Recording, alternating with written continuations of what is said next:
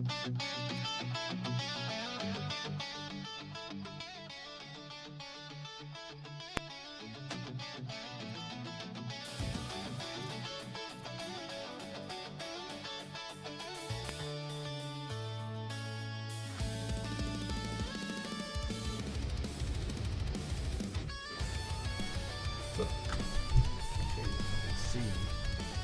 up, guys? How you guys doing? Welcome in.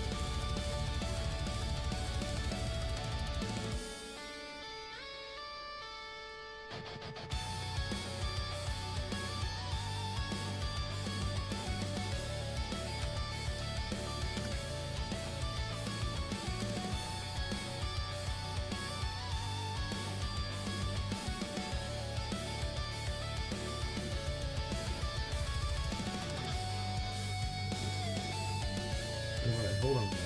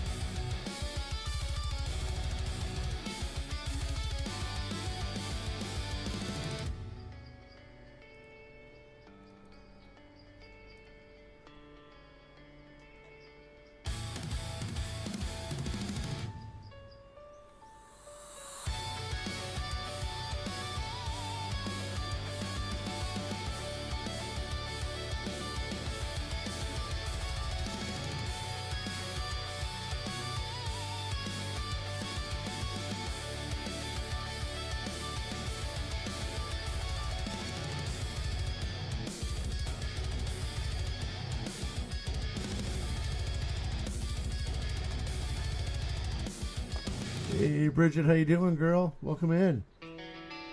Time no see. Yes, how the heck am I doing? I'm doing pretty good, thank you. I'm doing pretty good. I'm alive still. Yeah, how you doing, girl? It's a beautiful day in my neighborhood. We're gonna play some Schedule 1. We're gonna sell some drugs, girl. Let me get this stuff finished, though. I need to do that.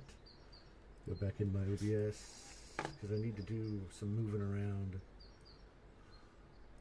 Okay, I'm gonna put you there. Let's make you a little smaller. There we go. Again, I gotta move you, make you smaller too.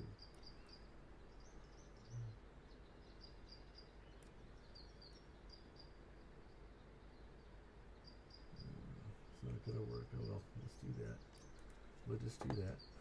That I can change that though to this. Alright, so let's go into, I need a new browser.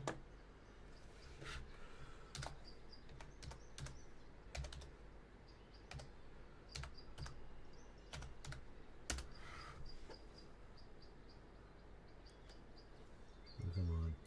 Come on. Sorry guys. Trying to do 5,000 things at once. Alright. Put your ass right there, bud. Right there. There you go. We got all that there. I'm also on YouTube, guys.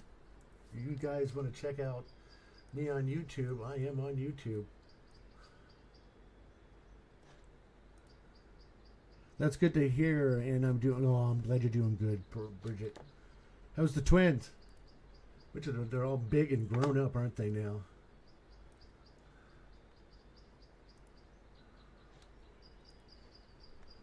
I don't even think I have anybody on fucking.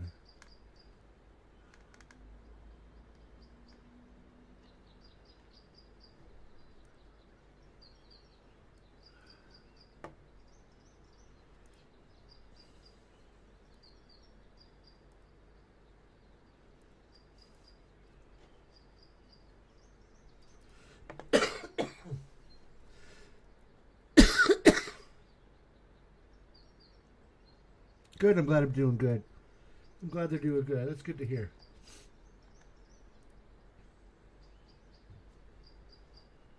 Copy.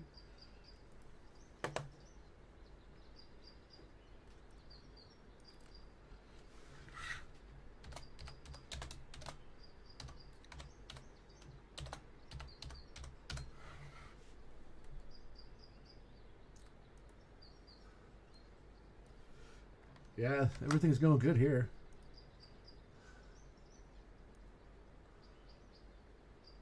It's just glad to be good. It's just good to be good.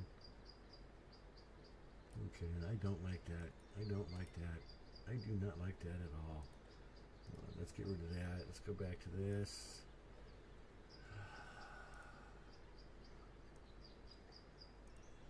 There's impact. No, but impact is just impact. I don't like that anymore.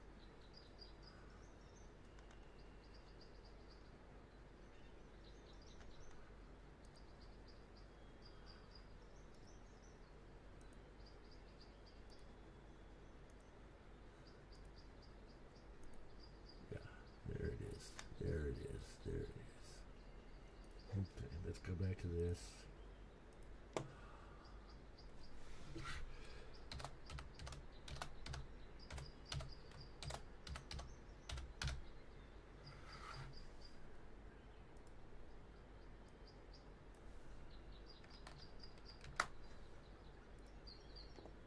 That's much better. That's much better.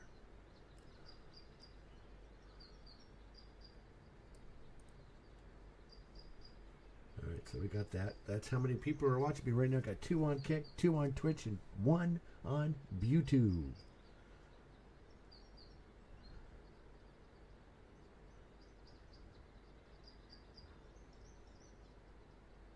Oh, my mom's doing good. My son's doing good. They're both doing okay right now. But thank you. Thank you for definitely asking. I really appreciate that. I really appreciate that. How you guys all doing? Hey guys, I'm live on Kick, Twitch, and YouTube. I need to find my YouTube. Where'd my YouTube go? There it is. So I've got 1 on Watchin on YouTube. I got 2 on Twitch and 2 on Kick. So we're gonna play some Schedule 1 gameplay, guys.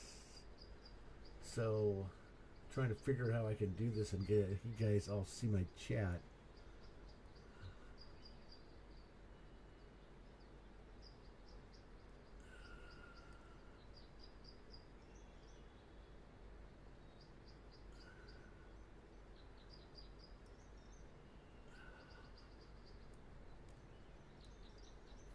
Don't care about that.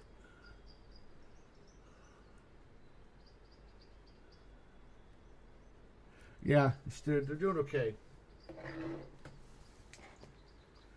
They're doing okay. Oh my god! Oh my god, mate! All right, so I gotta do this real quick. So hold on, guys. I gotta put a new folder out.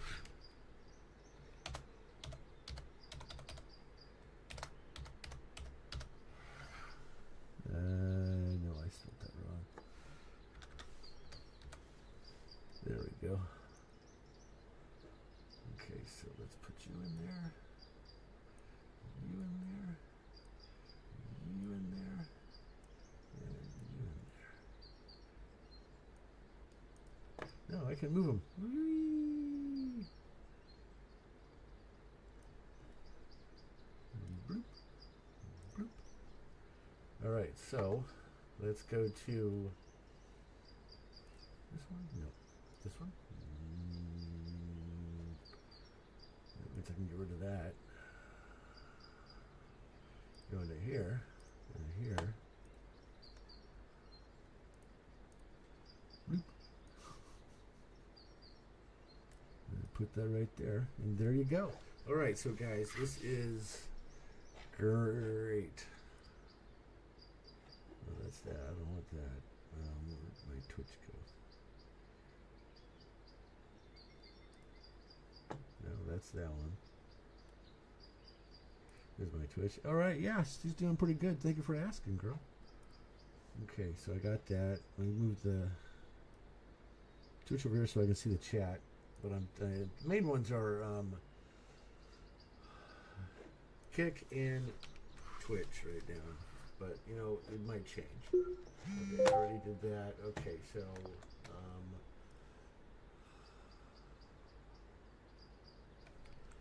let me see here. I got a lot of California cum. Okay, I got some right there.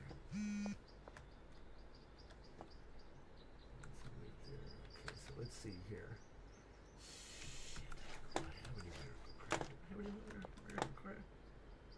There's that. California cum. There's some more of that. Purple cheese.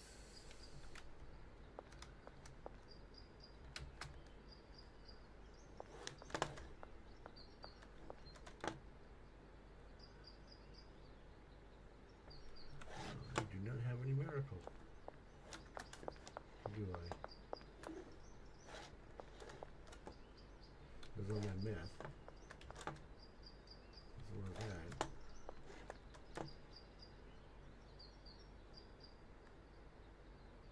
Oh, I do. Yes. I'll bag those up in a few minutes. I need. Okay, yeah, I got you. Yeah, I got you. Okay, yeah, I got you. I got you, babe. I got you, babe. No, sorry.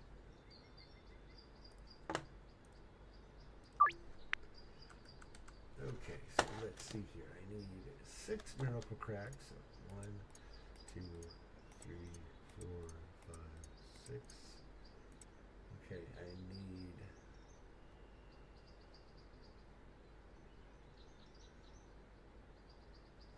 I need 8.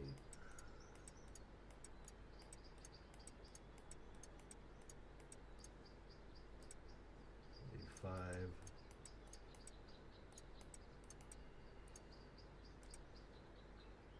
I need 5 more. Okay, I need to find the blue cheese. I need 8.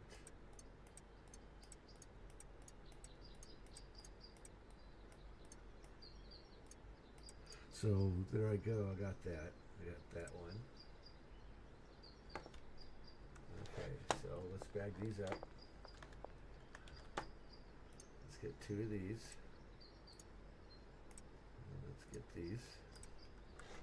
I'll put those into there. Let's nope. Let's do this. That's it. Good.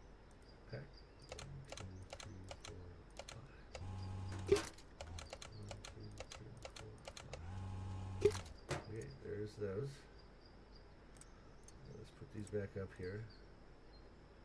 Oh, I need to put some weed in here. Alright, so 1, 2, 5, 6. What is that? Let's do that. 1, 2,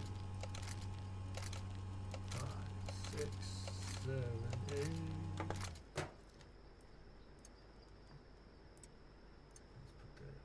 And let's go take this. Oh, that's right. Never mind.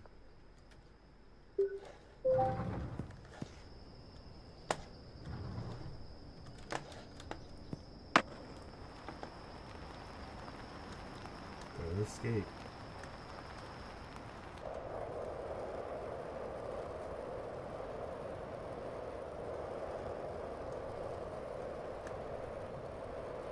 Right. So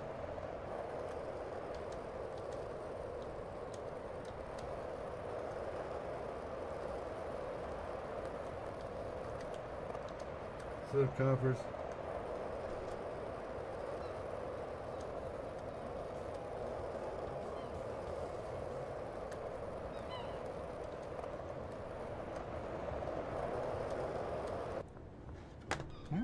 What's up, bud?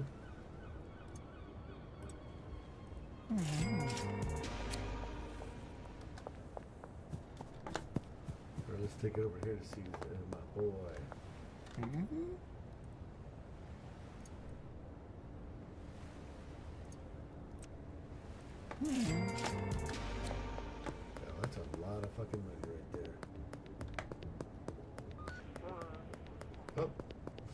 Hello, Popo.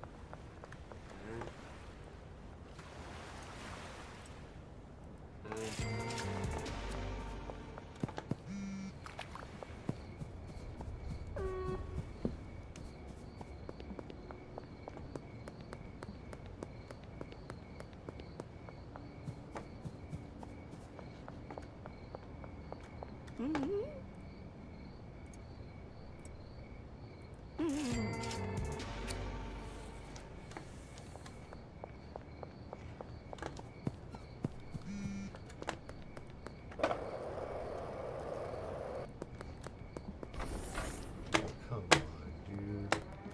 You hear?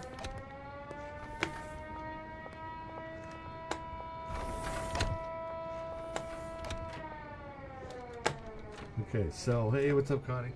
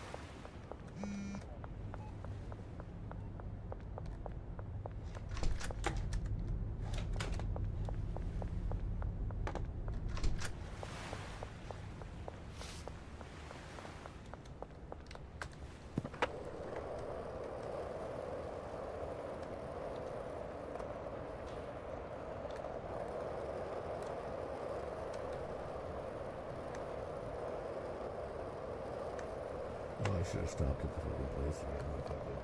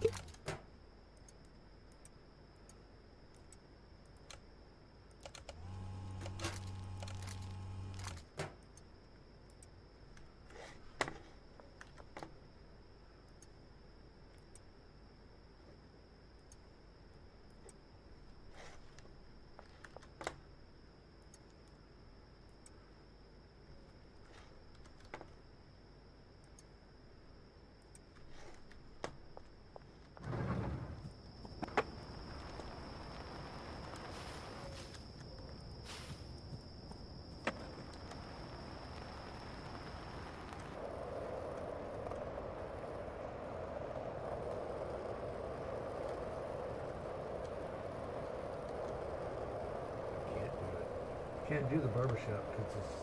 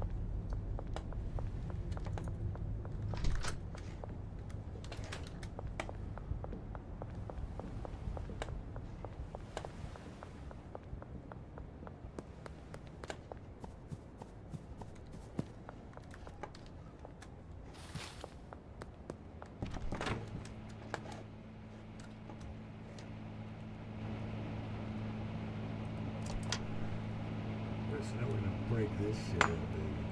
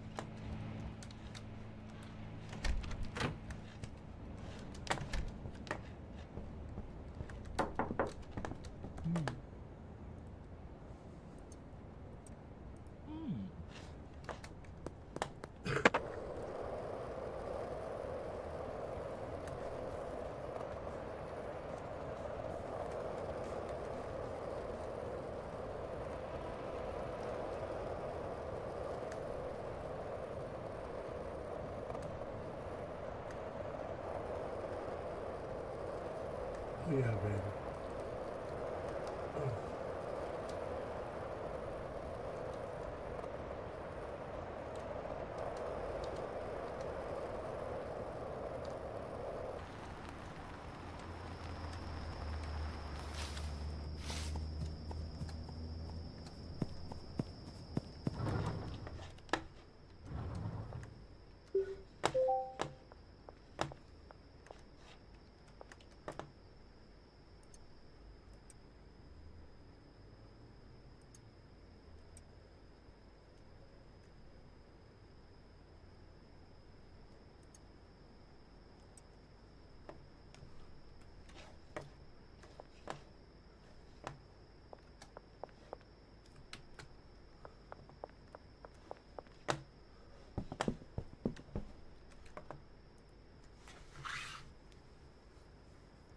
Yeah, I only have one of my dealers selling stuff right now.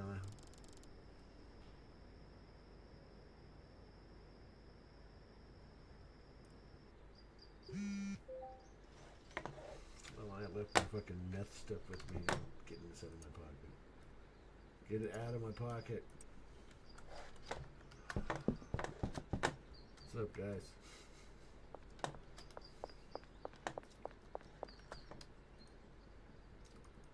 Alright, so let's get all that out of my shit.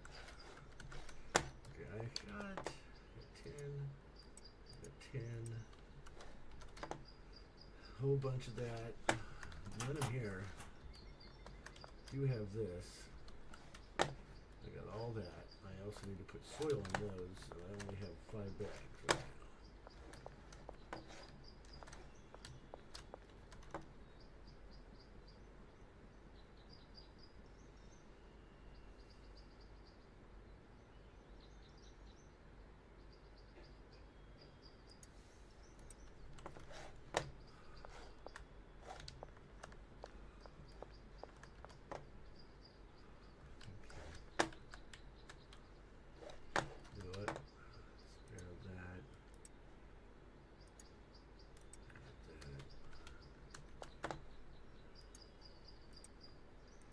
Do this.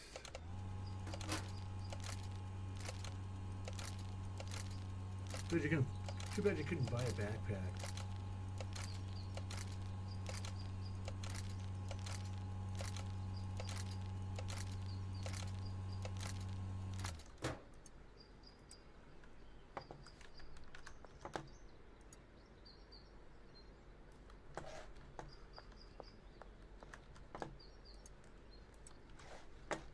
Just like, yeah, I got some people out there in the field that want to have smoke off.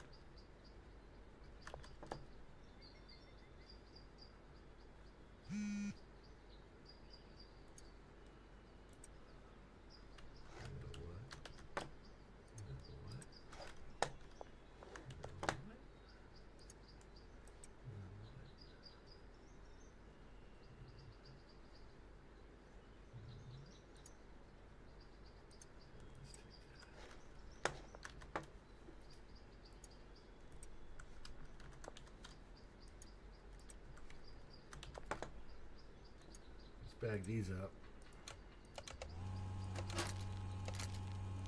I'm gonna go take a bunch of weed to my boy, my dealer, Benjamin.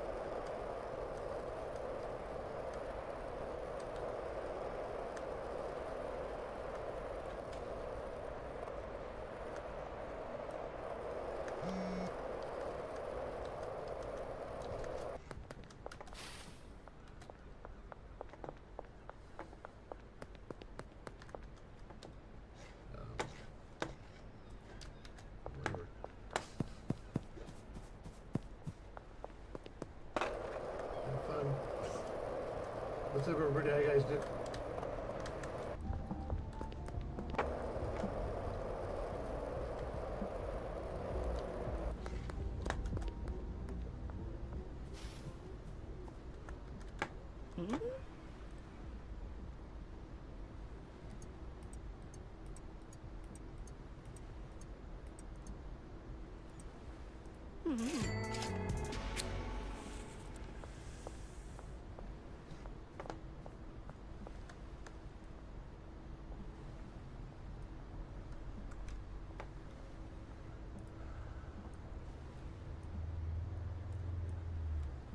Who's this? George Green. Okay, right there. Oh my God, is that dude?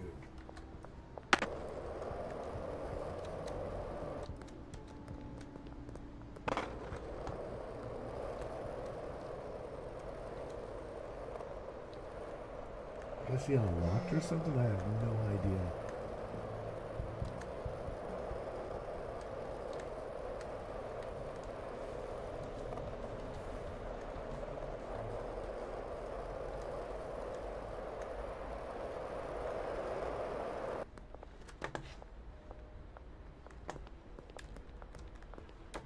Hey Juan, stop. Oh, who's this? That's not who I wanted.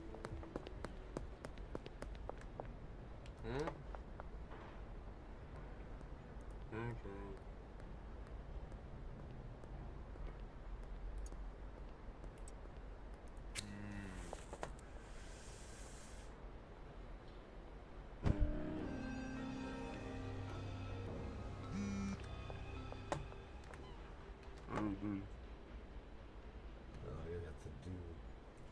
I already have your best freaking one, bud.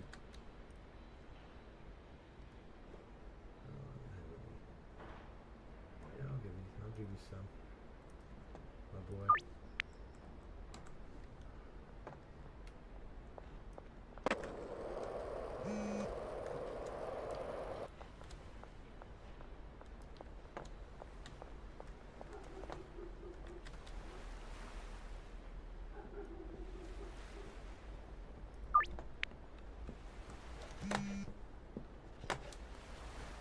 Wait a minute.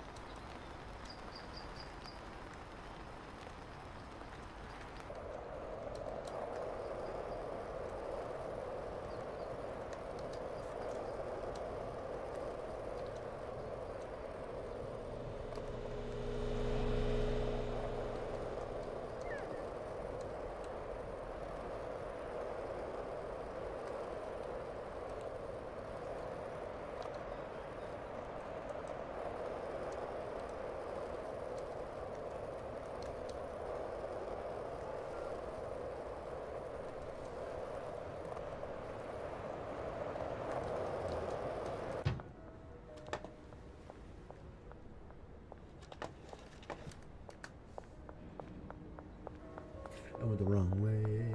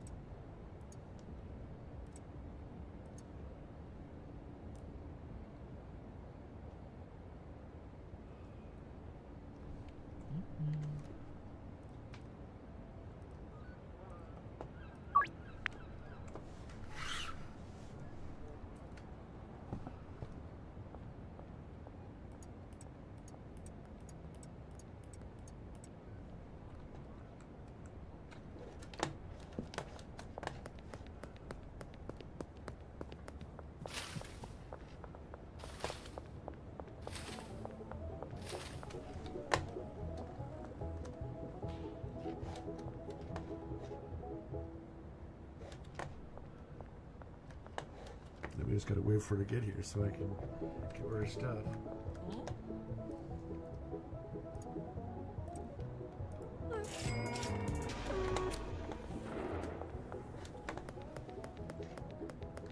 Oh no.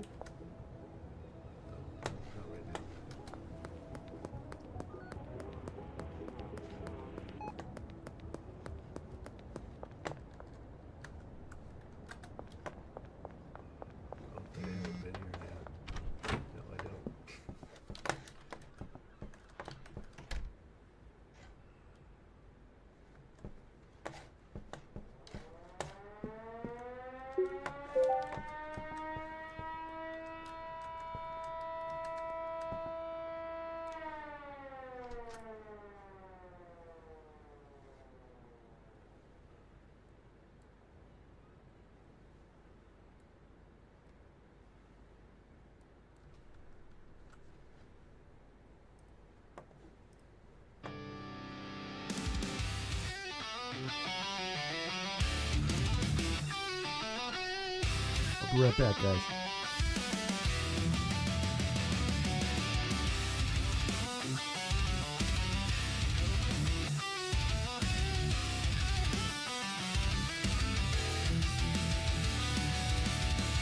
Oh, was my mic not on? My mic was not on.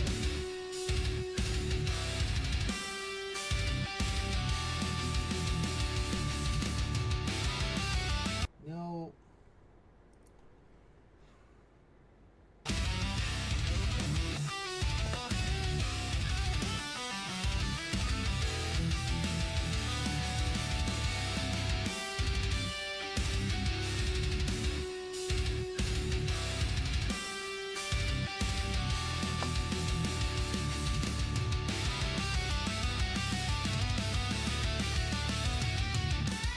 That's fine, Bridget. You're awesome, girl. We're back.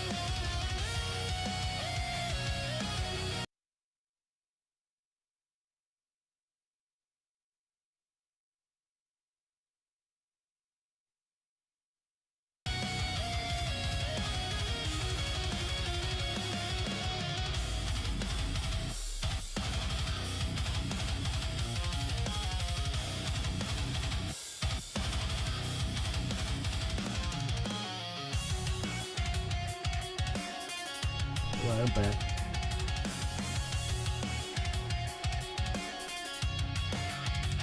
Hey, what's up, guys? I'm back. Why? No.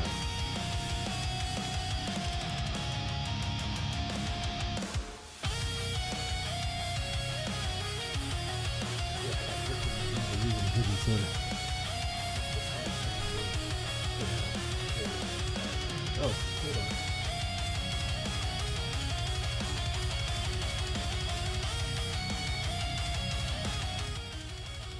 Let's trim that down a little. I don't want to blow my brains out. Okay, so we went 11 grand patties. Gotta run back to my house to get that. 600 and something dollars. Yeah, let's go see if I have any. I don't think I have any, but we can. There we go.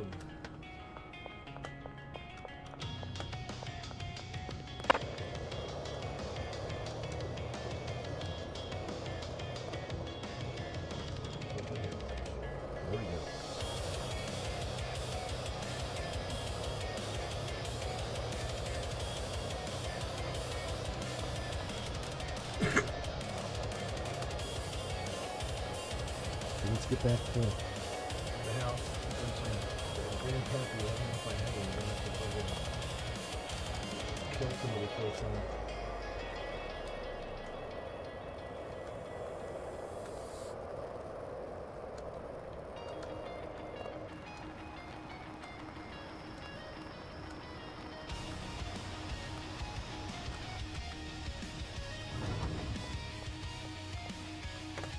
I don't have any Grand Puppies.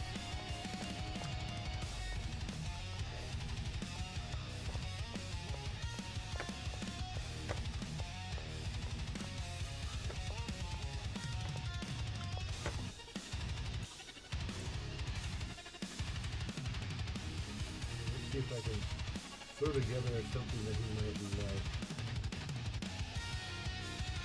There's 11. Well, let's see if you like them.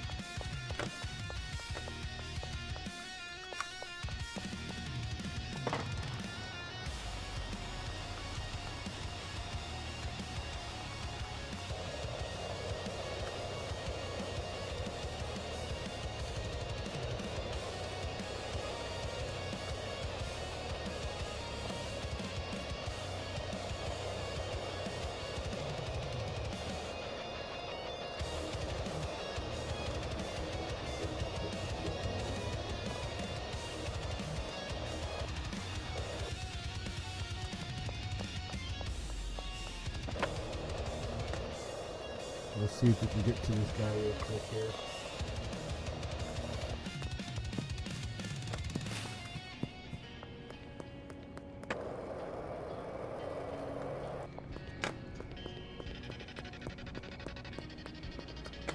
Gonna be mad probably.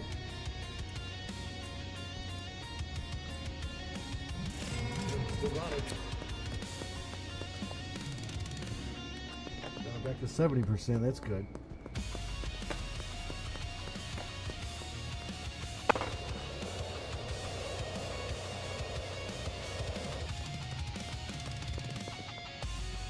Oh, hey there, kid. Don't do that. Alright, so let's get back to the house. Let's get back to my pad.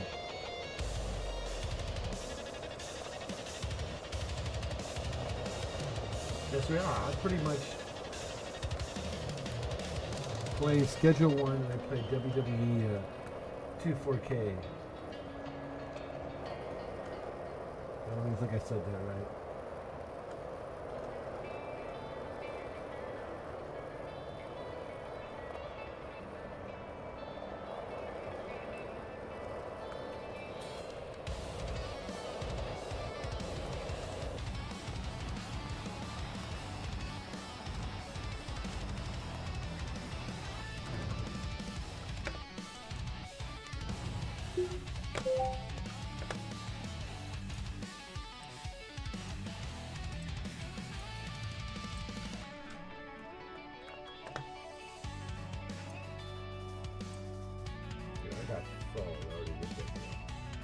good. Death Fruit. That's the new one I got. That's the new one. I'm gonna be Christian soon.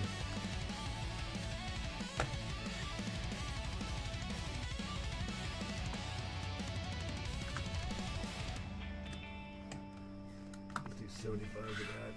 That's some good shit. Anti-gravity.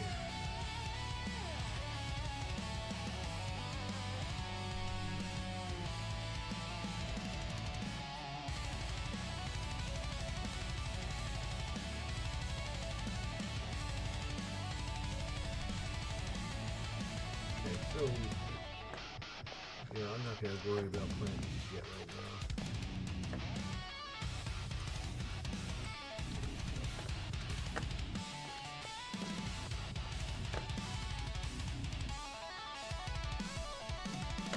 So, let's go to bed.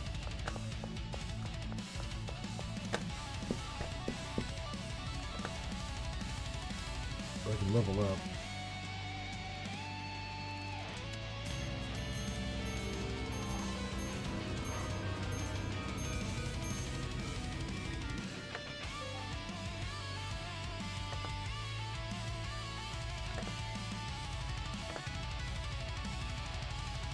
Oh, wonderful.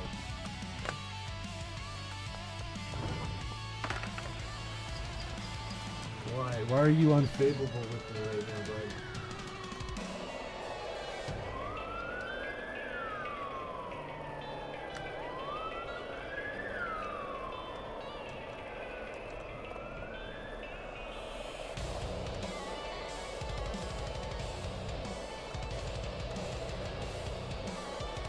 Probably gonna kill me.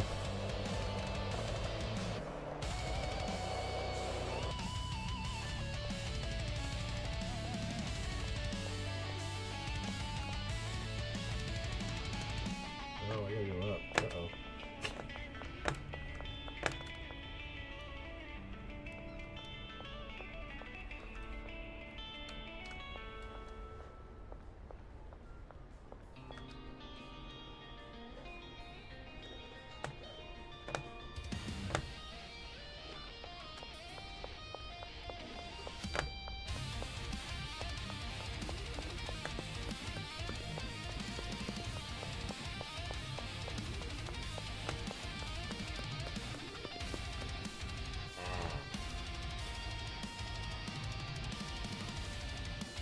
Alright, yeah, it's you.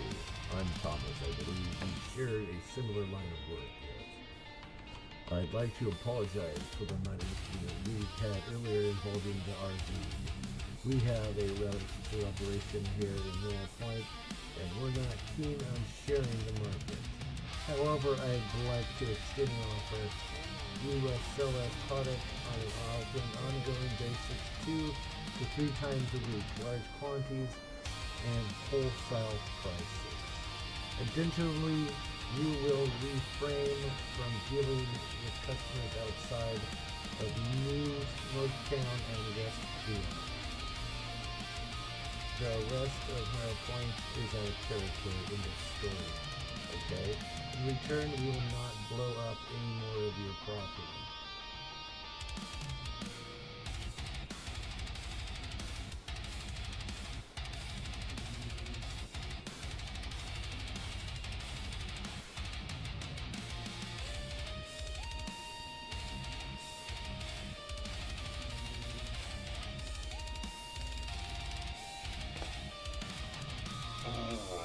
Good choice. Good choice, my friend. Good choice. So this is the cartel. Oh, he's the boss of the cartel, I believe.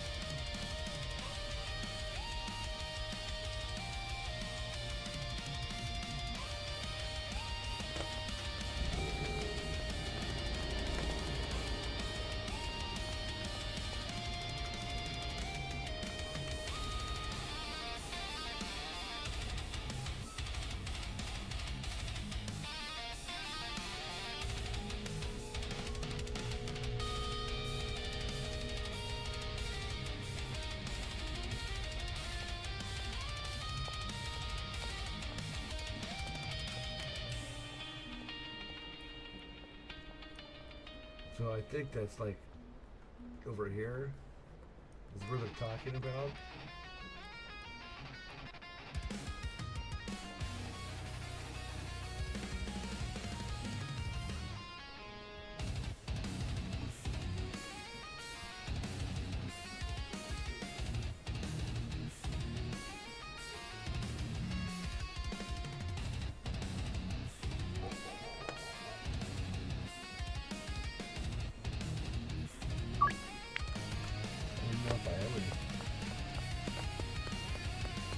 I don't even have any blue cheese.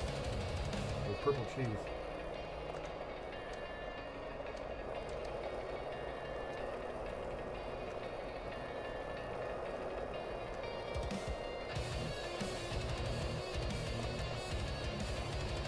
No, I think I did. I don't know.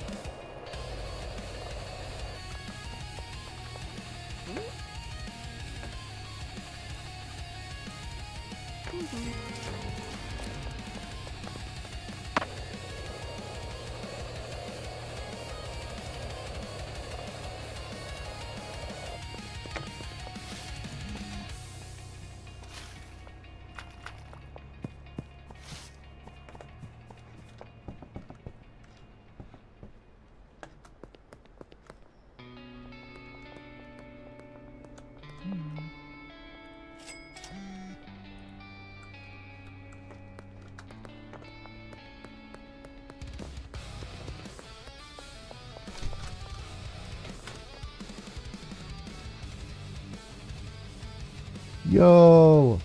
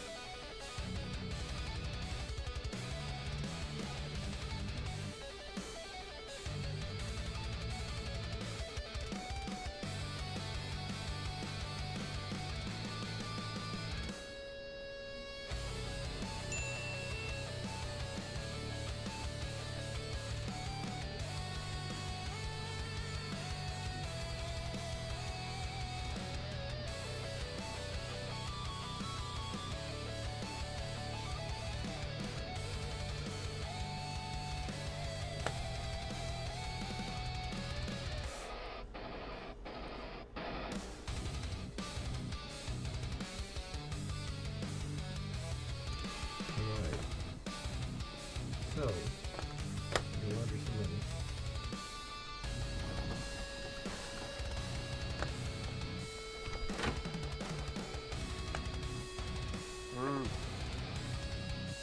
Look at his eyes, I love that. That's nice.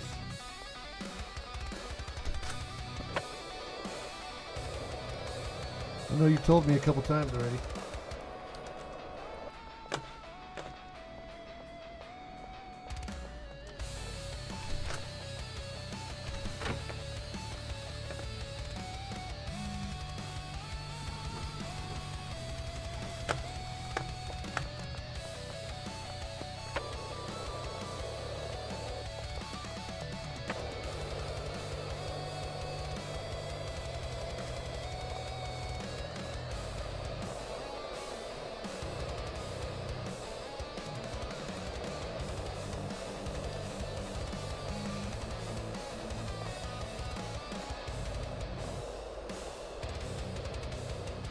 Hey everybody, what's up my friend?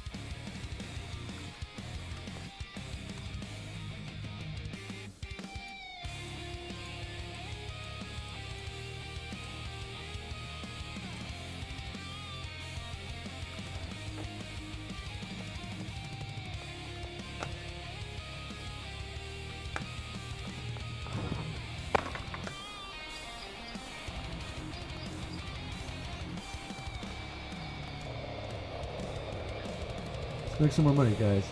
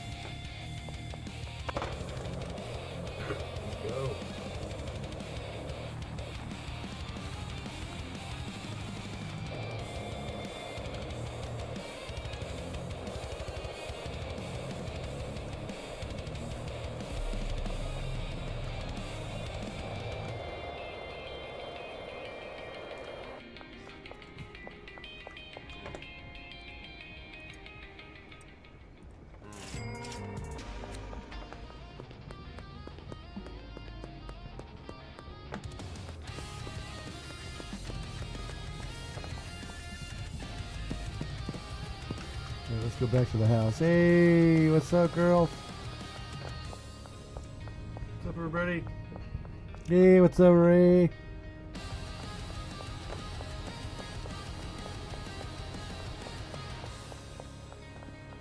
Alright, let's find some fucking purple daddy.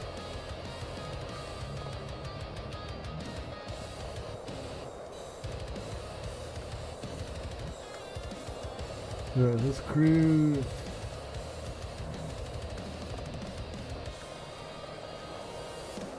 Andy Hicks.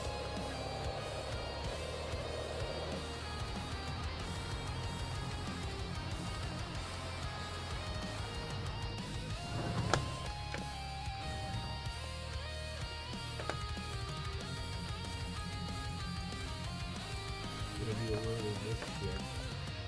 I don't think I have enough. No, I have enough of those.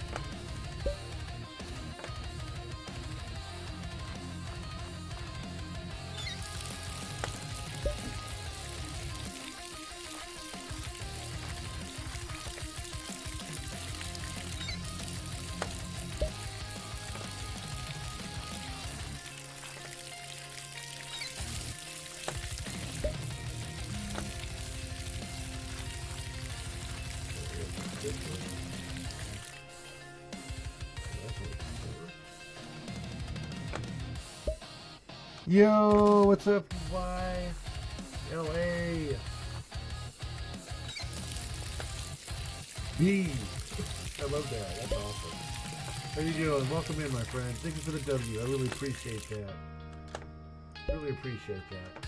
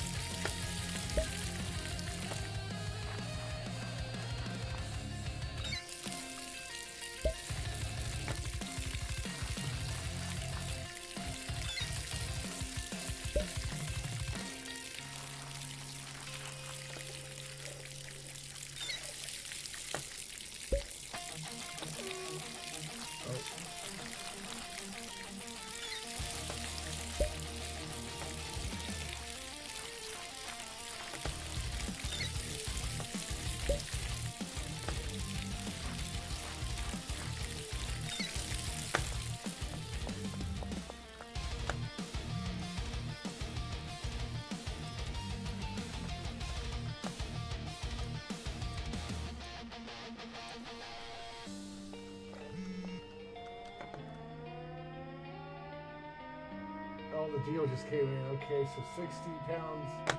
Oh, shit.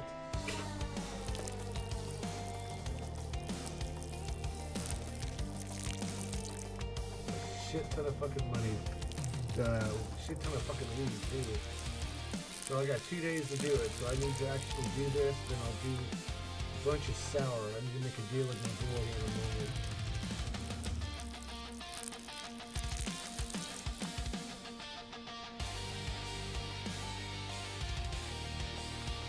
I don't want to true.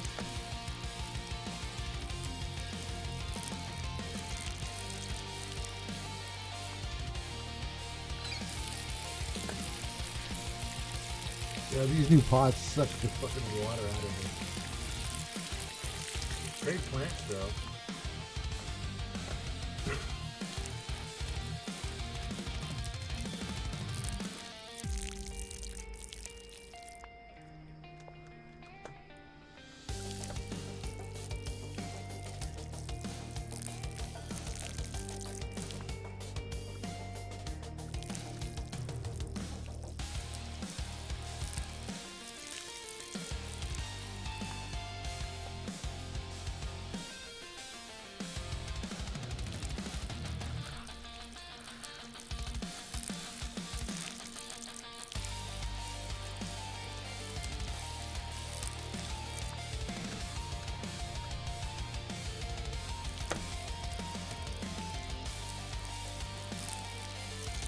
I can get soil from the fucking bread food.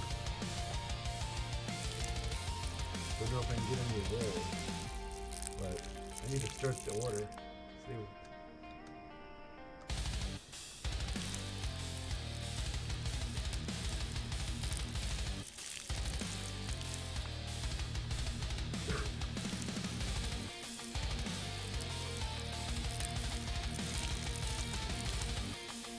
Okay, so there's that.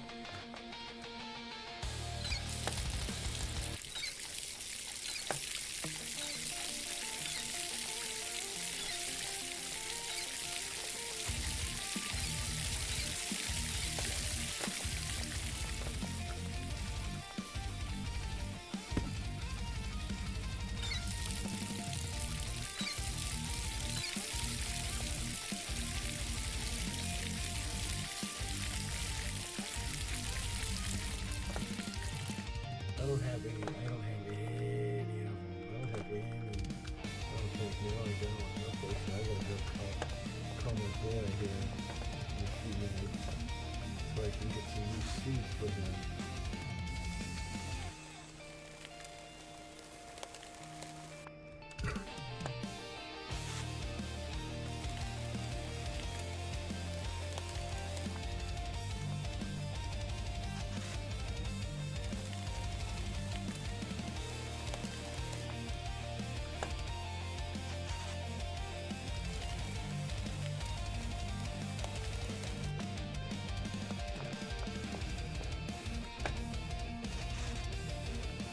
Alright, so once I get this.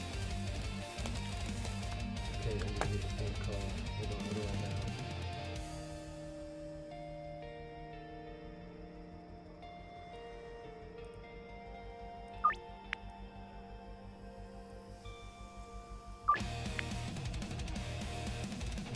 yet.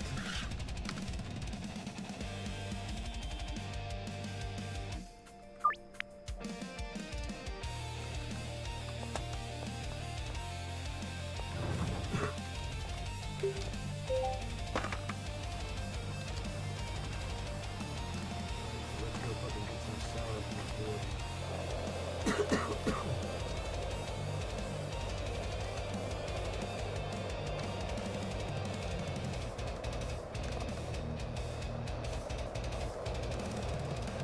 Okay, so let's get back to my boy here. Syracuse is working. We're gonna take this shit real quick.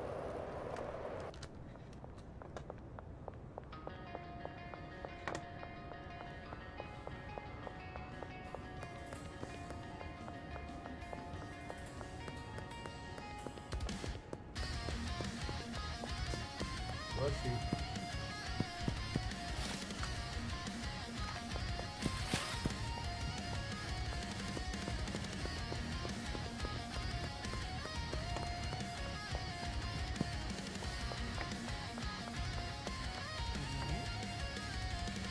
Okay, so I need these.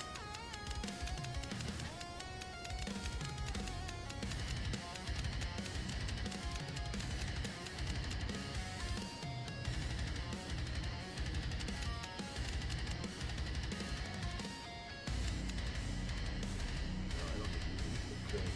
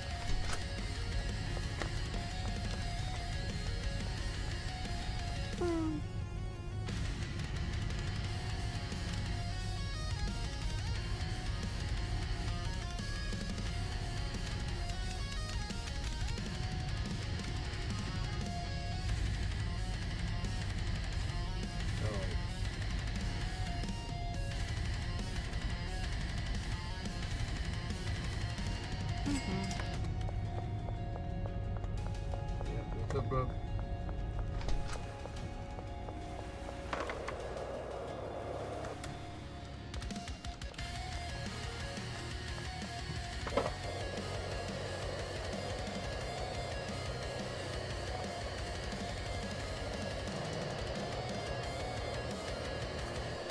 Let's go with the house.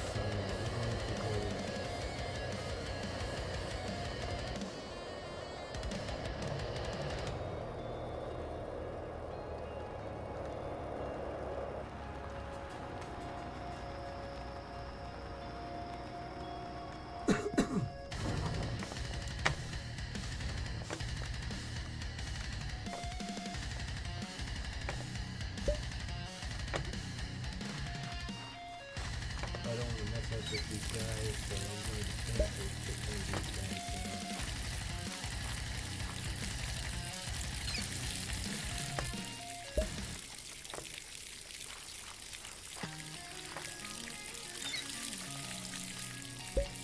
So yeah, they want a bunch of salad fucking diesel. So we're gonna give them a bunch of salad diesel. How's that, boys? So these, and I'm gonna get some sleep. Got all these plants behind me all ready to burn. I'm 20 away from 500, guys. 20 away. Shot me out. Shoot me out. Say hello to everybody around the world, my friends.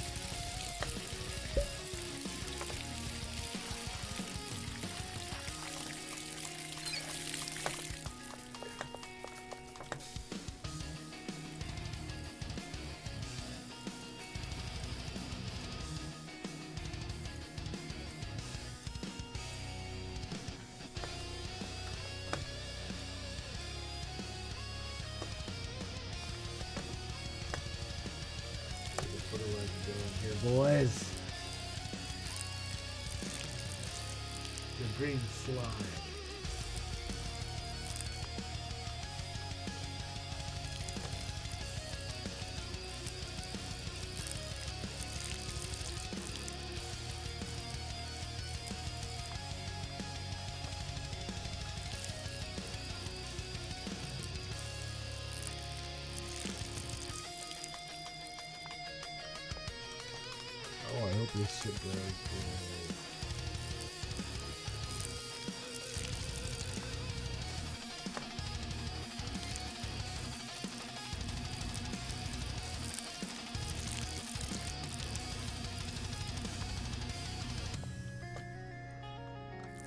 Why is there always one that I didn't freaking...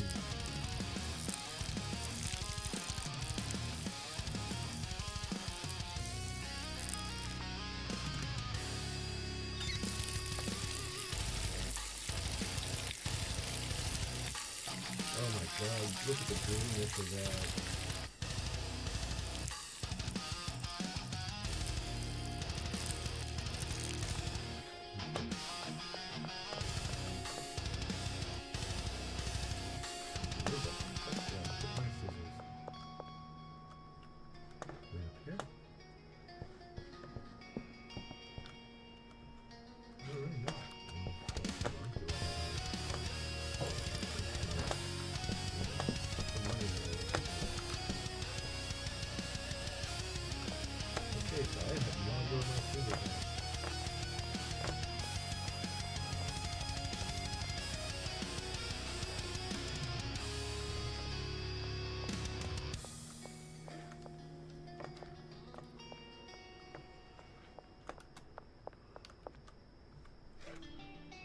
There we are.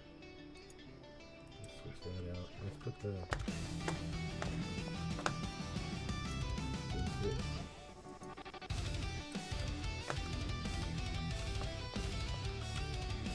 We're going to chop these up real quick. Put them on the drying rack.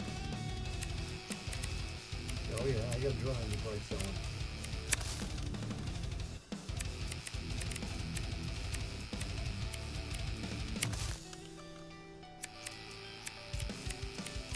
I did some purple puff daddy, and then I did some green crack.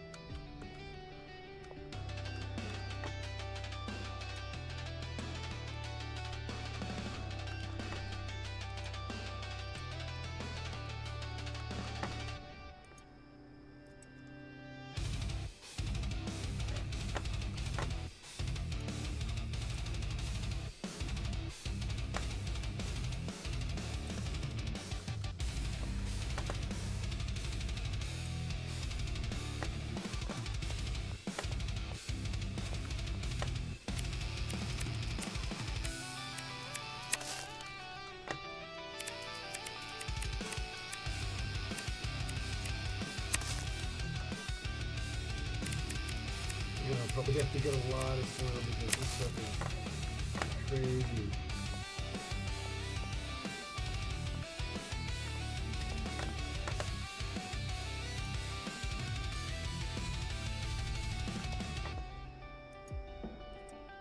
What are these? Hey, oh, my friends. Okay, some more of that.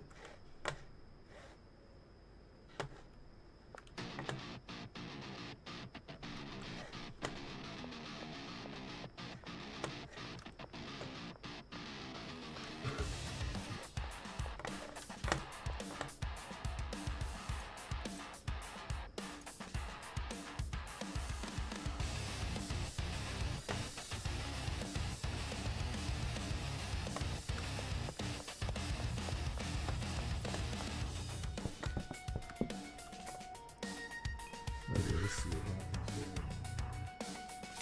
Well, that's not bad. That's not bad. We'll do better though.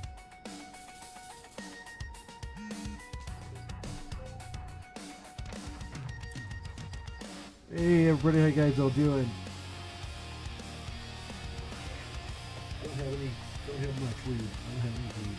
Nothing but resin.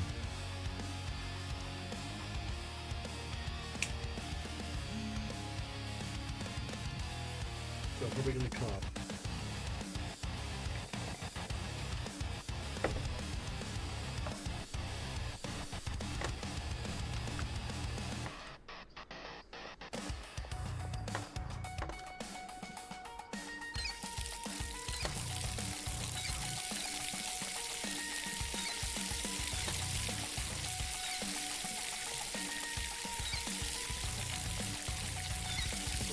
Do that.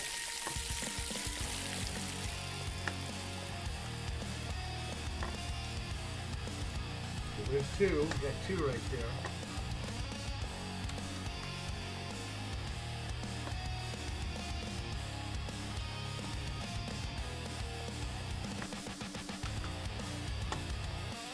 So there's two and a 60.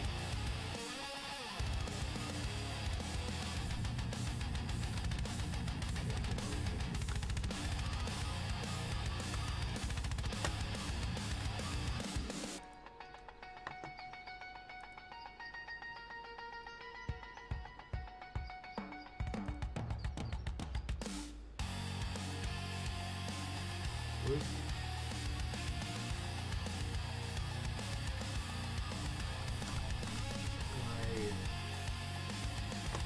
Okay, so it's that way. Okay. Just waiting for this shit to grow. Get done. How many stacks of shit do I have? I don't know if I have enough. I got 8. Oh my god, look at it. Look at all the empty fucking... I gotta get some soil here in a sec. 8 hours. Let's go fucking run. Okay, I need to get the fuck... I need to get my escape like that. Okay.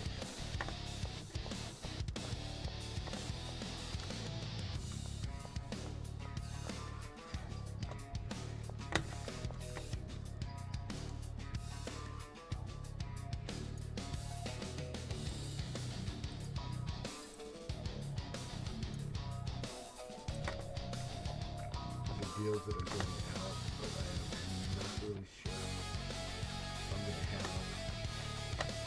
I got 2 hours left of that.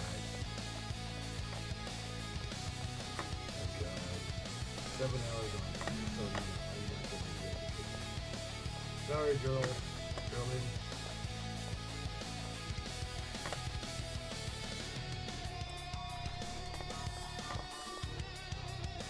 It is 7.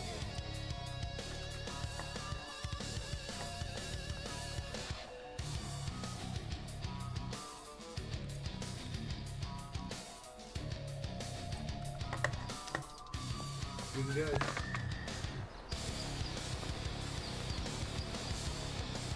See what it does.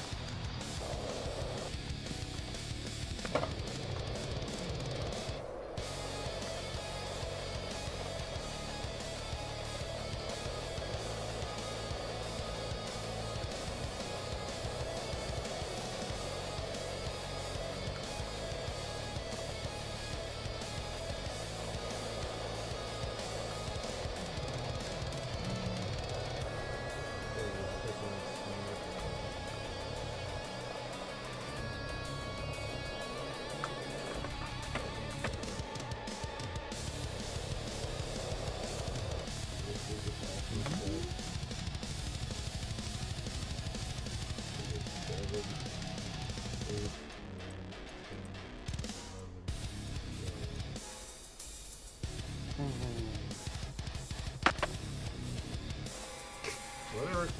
I'm fine. 13.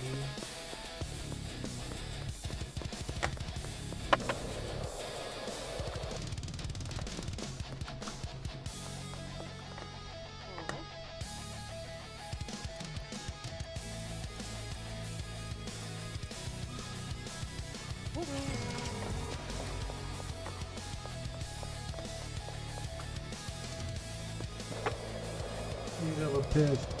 I don't blame him.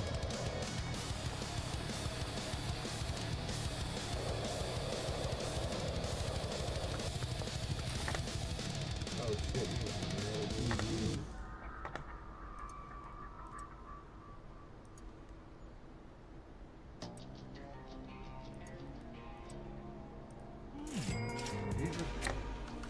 care.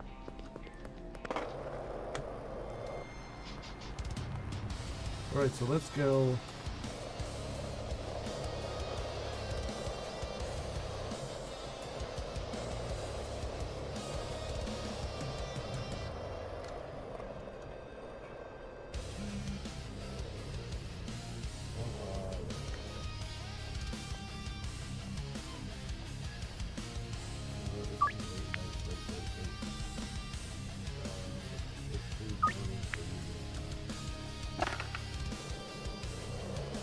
I got fucking 1 day and 15 hours.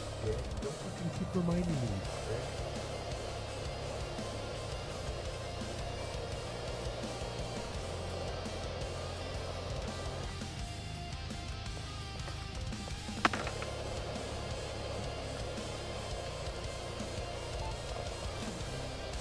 Don't want to hit him. I do not want to hit the cops. They'll shoot you and kill you. Yeah, they're always out during the day.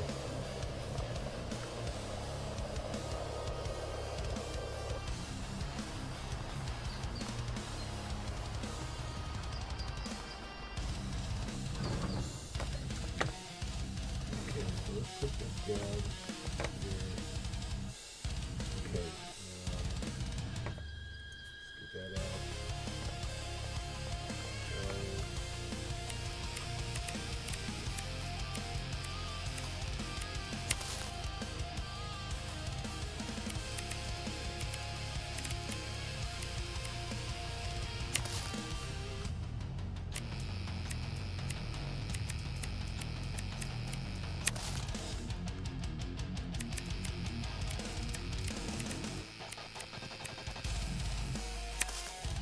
Oh, it's so fucking hungry all the time. It has to be too much food.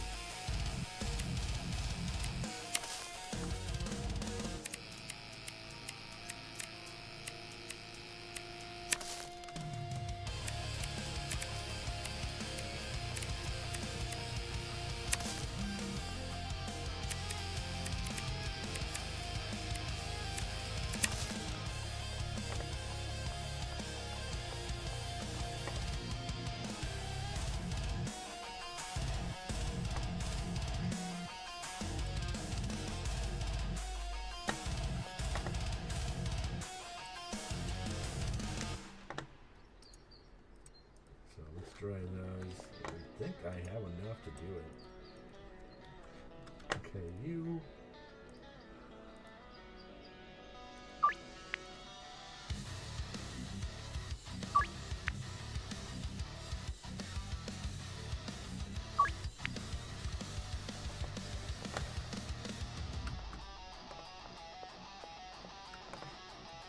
Okay, very nice.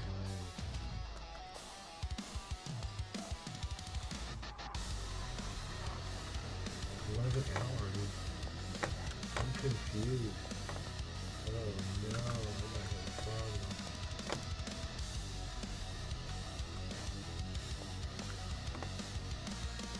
I got 13.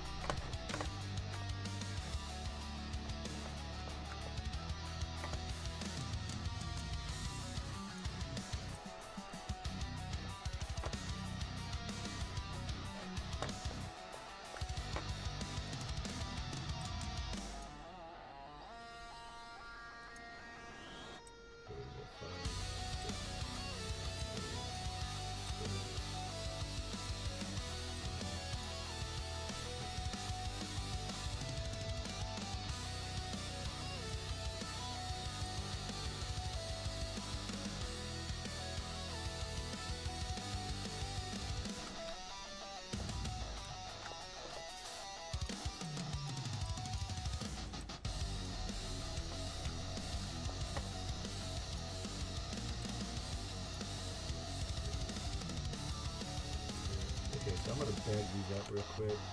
Whoops, I always do that.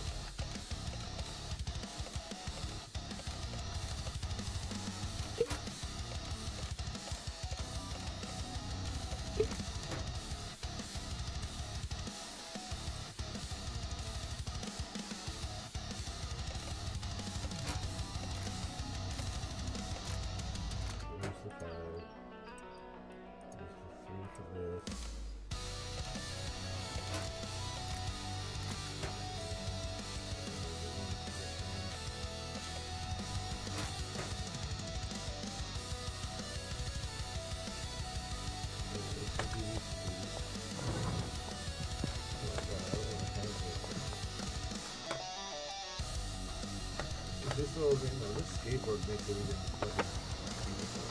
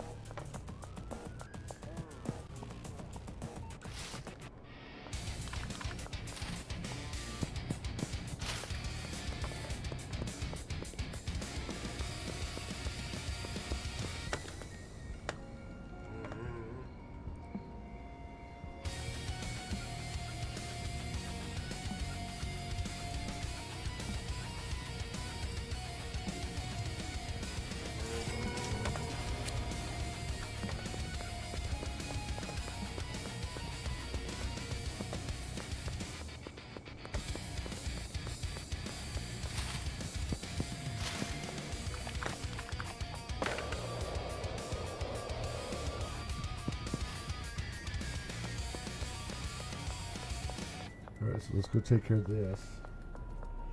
How is everybody doing? How are you guys doing tonight?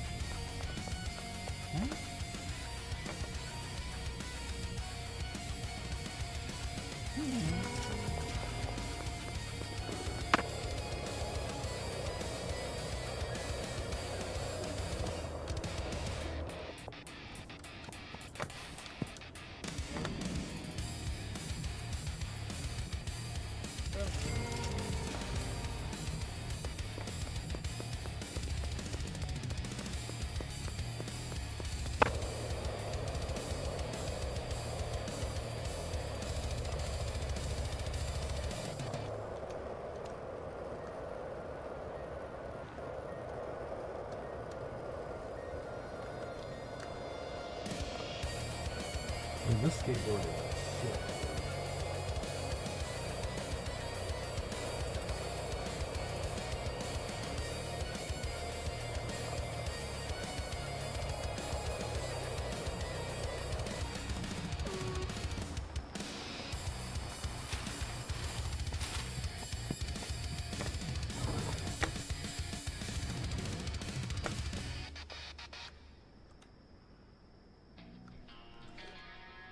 Okay, so all these are done.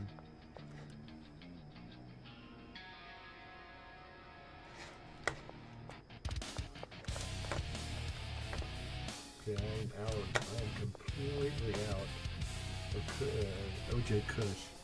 So I need to do a whole batch of them now, but I need to get sort of shit.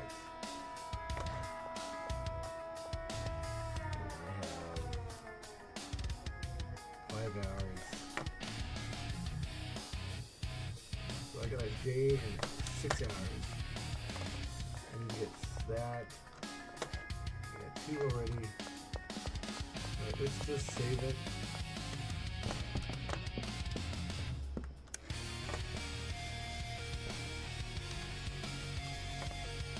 Let's just do this real quick. I don't know if I really have it. Yeah, I really got nothing right now.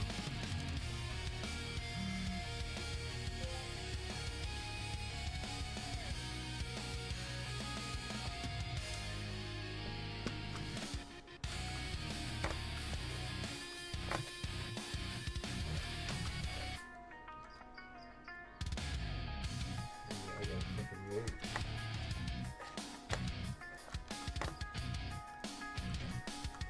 Okay, so I don't have any good.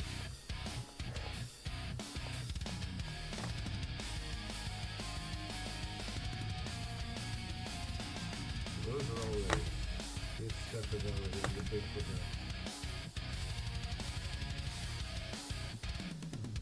4 hours left. Okay, so I'm gonna take a few minute break. Feeling kind of anxious, so I'll be back in a few minutes. I'm gonna let's do this real quick, so you guys can just sit here and kind of chill. I'll be right back.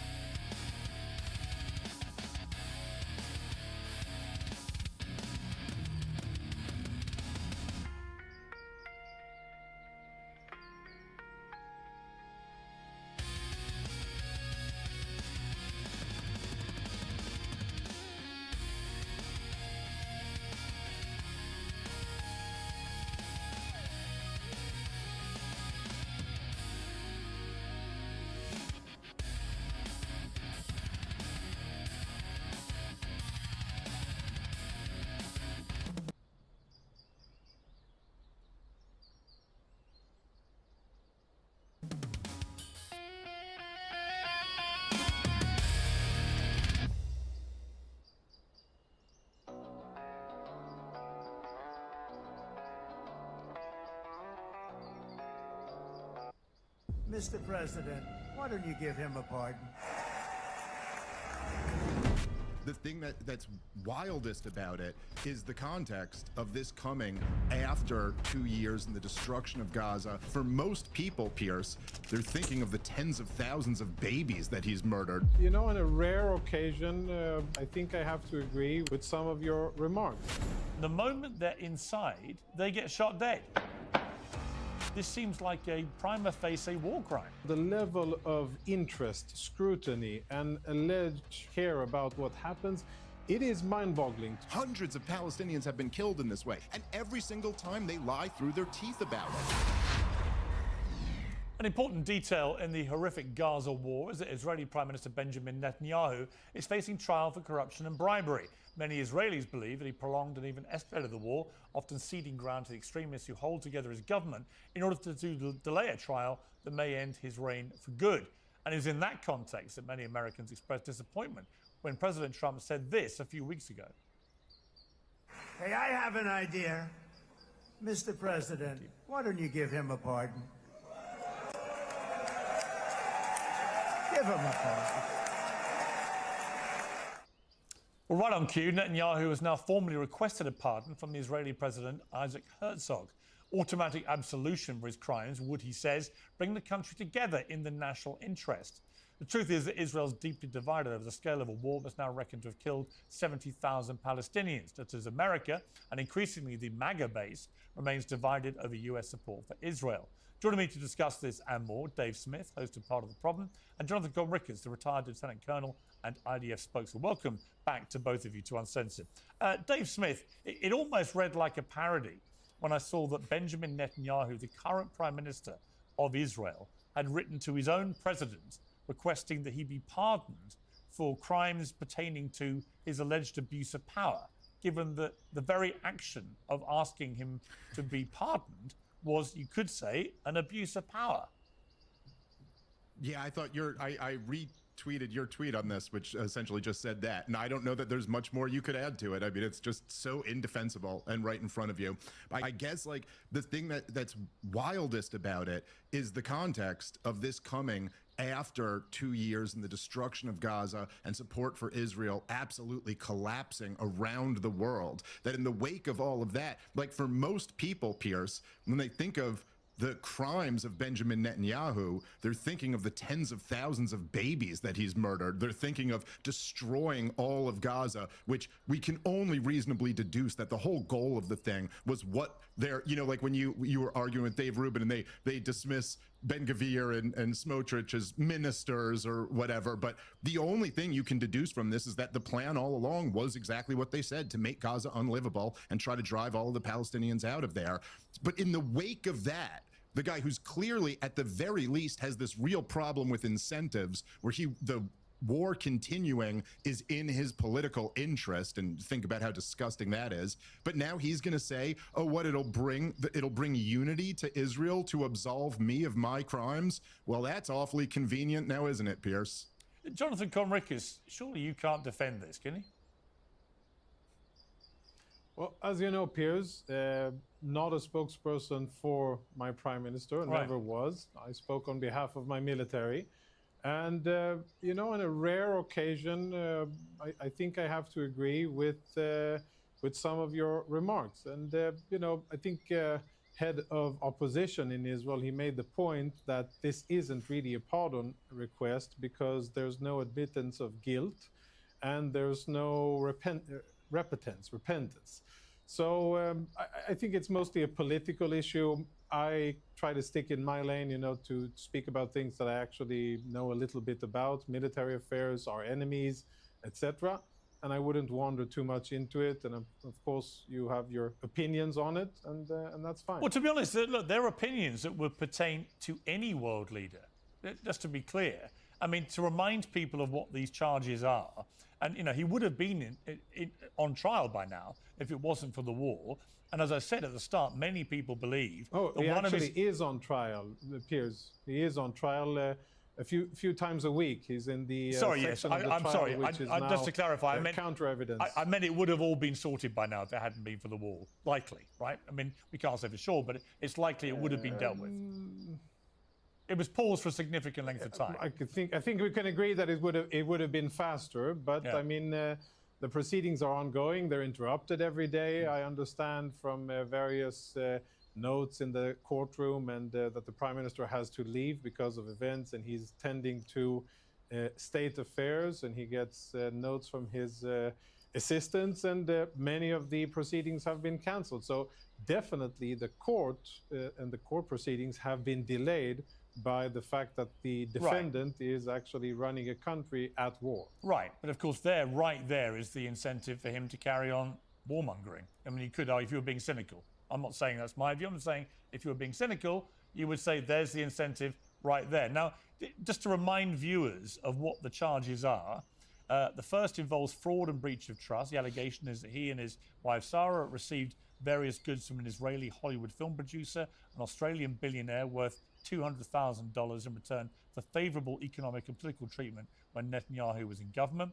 Another fraud and breach of trust set of charges pertaining to a newspaper owner offering favourable coverage to Netanyahu and his family, alongside less favourable coverage for his political opponents in Israel's largest newspaper. In exchange, Netanyahu allegedly used his influence to promote legislation that would impose restrictions on rival publications and bring significant financial benefits to the paper owner in question. And then in relation to the other charges of bribery, fraud and breach of trust, Netanyahu is accused of using his powers and authorities as a public servant to promote a telecoms company, Bezek. Under the alleged arrangement, the owners of the telecom company exerted substantial and continuing pressure on editors of its publications to change its coverage in line with various demands made by Mr. Netanyahu and members of his family. Now, I don't care if it's Benjamin Netanyahu, the Prime Minister of the United Kingdom, the President of France. It could be anybody, right? It doesn't matter who the world leader is. These are serious charges of bribery, fraud, and corruption, which should be treated as the serious things that they are. For a world leader to be committing these kind of offences, and albeit he wasn't the actual leader of the country at the time most of this went on, but he was certainly one of the power people in the country. This is an abuse of power that he's accused of. And it seems to many, including me, Jonathan, if I'm brutally honest, I said at the top, that it's a further abuse of power to try and get yourself off the rap while you are the serving Prime Minister. And that's the problem. And I would say that whoever it was. And I would agree. And I would say that if someone wants a pardon, then there's an established norm for pardon, and that is to accept responsibility, admit guilt, and ask for forgiveness. By doing so, begging for pardon. That's the way someone who is not a legal scholar and an expert, understands it, and that's what I read is the acceptable norm. That isn't what we're seeing. What we're seeing is part of it's a political move at a very select point of time towards the president in order to apply pressure there and eventually to get rid of something that definitely appears to be a quite burdensome nuisance for the Prime Minister. That's what I read into it. And yeah, as a citizen, you may call me naive, but I actually have trust in my legal system. I've seen previous sitting Israeli prime ministers be charged with corruption and sent to jail and serve time in jail. Not 2 weeks like in France, but actually serve more than a year and a half. A guy that you had on here, Olmert, was convicted of corruption, and he was summarily sent to jail, and he served jail time. We have a former president, which is a far less executive power, but nevertheless a head of state. He was charged and convicted of sexual misconduct and things of that nature. But you've never had what you've never had. So is you've never had a serving Prime Minister, right, using the fact that he's on trial for criminal charges, using the fact that he's the Prime Minister to get himself off the hook. And Dave Smith, to bring you back in there, I mean, he was... No, never a serving one and a very powerful one at that. I agree. Well, look, I'm glad that you've conceded on that ground. Dave, he was the Minister of Communications when this happened, so he was a member of the government. But like I said, we discussed the abuse of power and the irony of another abuse of power to do it. How relevant or otherwise is the pressure that Donald Trump brought to bear on this, urging Isaac Herzog, the president, to fully pardon Netanyahu before this? Because you can't imagine that Netanyahu would have done this if Donald Trump hadn't preemptively said what he said. Maybe he would have, but certainly it's a pretty big deal when the President of the United States of America, the commander-in-chief of the world empire, and of course, you know, the country that props up Israel, inserts himself in their domestic politics like that. I mean, that is no small deal. So it's certainly noteworthy. I think it's also noteworthy that in that same trip that you're talking about, Pierce, is when Donald Trump joked around about how Miriam Adelson, his biggest donor, prefers Israel to the United States of America, only to then a week or so later, after he made the demand that Israel simply not annex the West Bank, the Knesset voted to annex the West Bank while J.D. Vance was in Israel. So I don't know. I mean, I actually love, Pierce, that at this point when we do these panels, the first question that you ask the pro-Israel guest is just, you can't defend this, right? Well, to be fair to Jonathan, though, but I would say the reason I like having Jonathan, but the reason I like Jonathan coming on Uncensored, I do think he's been far more intellectually honest about some of these issues than many other people on the Israeli side. He's not afraid to say when he thinks things are wrong. You may not agree with a lot of the things he defends, but he's not afraid to be critical. Many of the others are blind, on both sides, by the way, can be blindly non-critical of whatever their side does. Well, let me... In that spirit, Pierce, I will say, and I appreciate Jonathan acknowledging what he did up front there, but I would say just at maybe something we all could agree on.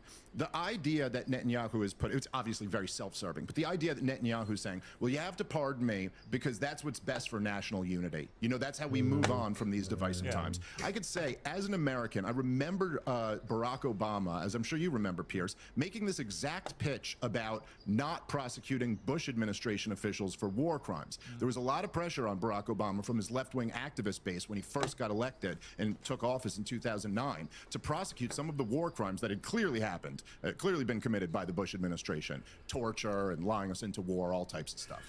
He said, no, we're not going to do that because we have to move on because that's what's best for national unity. And how has that worked out for us, Pierce? We entered into the most divisive times certainly in my lifetime, I think undeniably in modern American history. And I would just say that if you ever want to see national unity, or if you ever want to see times of political divisiveness come to an end, the only answer is to hold criminals in government accountable. That's what actually would get people to believe in the system. I would ban the pardon system in America, apart from where there is a clear and egregious and provable miscarriage of justice.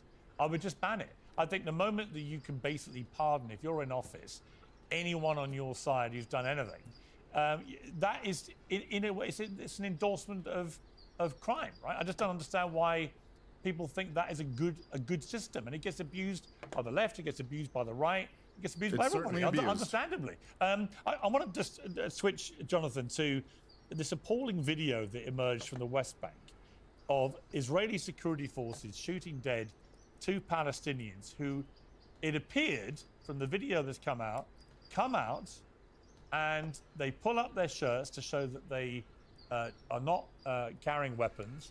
They put their arms in the air to surrender. This was during an ongoing Israeli military operation in the city of Jenin.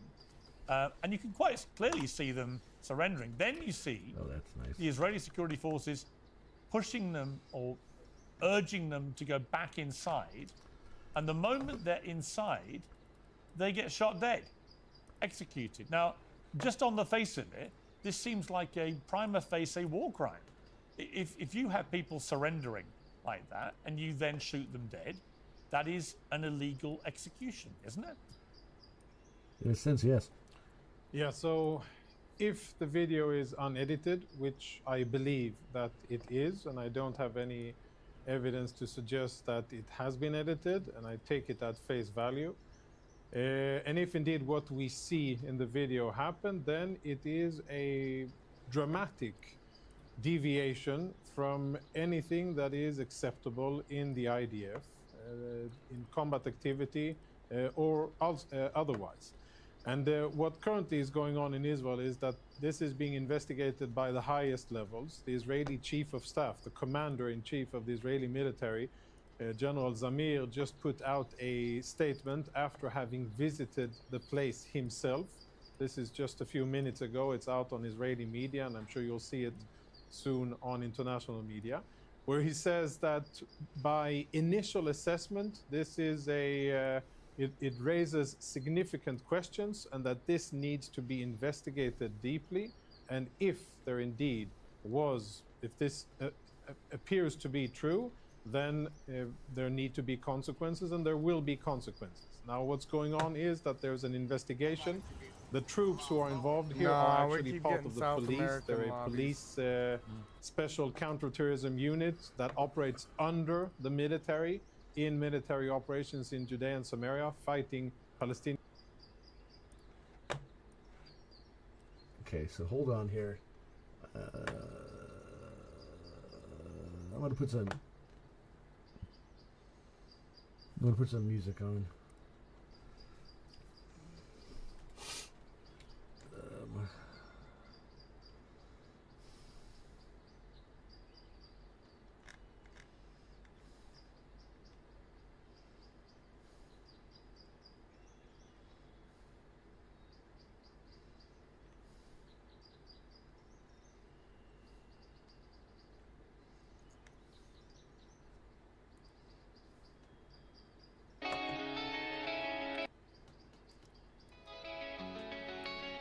Okay, we're back at it, guys. So we gotta get the order ready.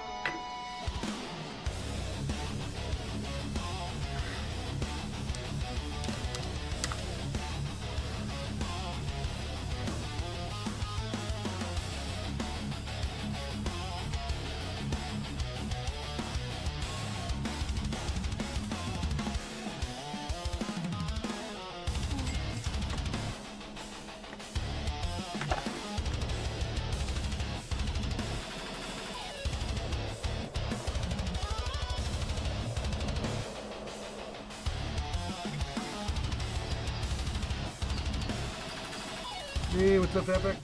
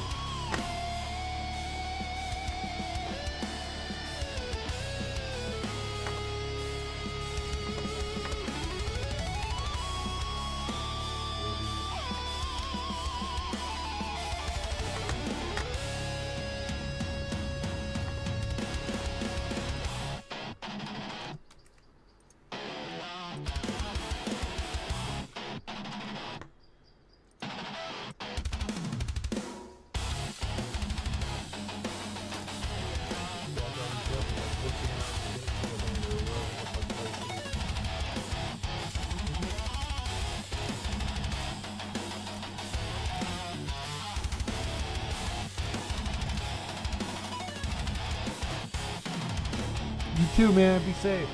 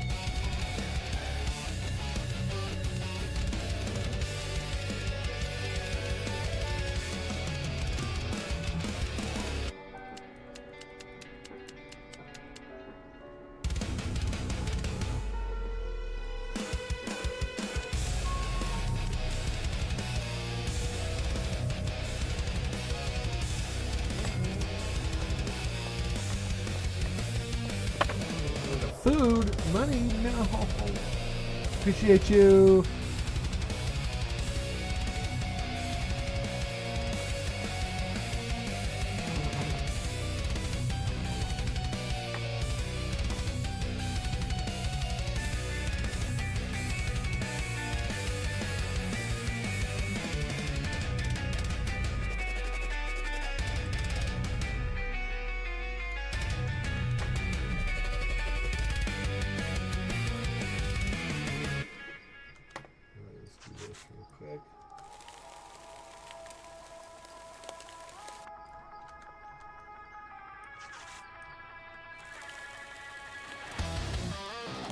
I'm gonna bag on. I'm gonna throw these out.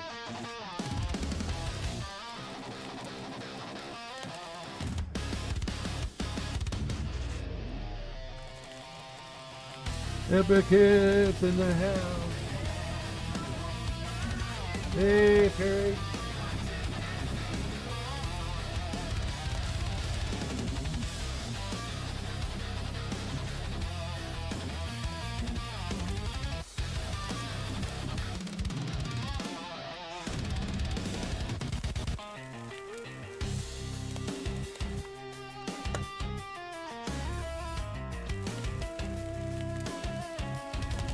So after this, I'm gonna kill seeds. I'm gonna just throw some seeds down.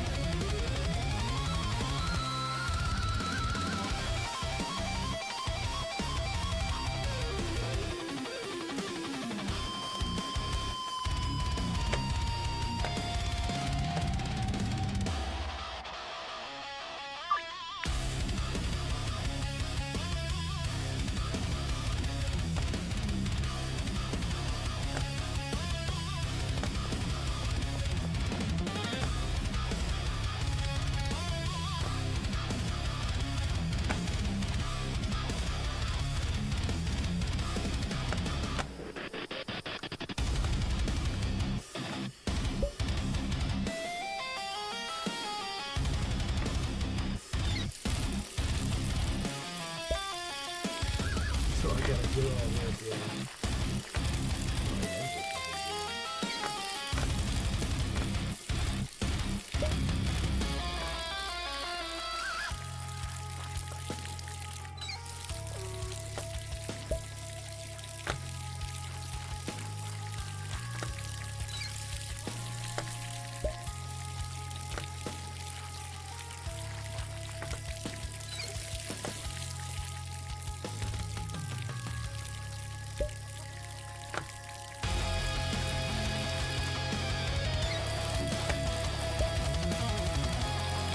Don't forget, subscriptions are open.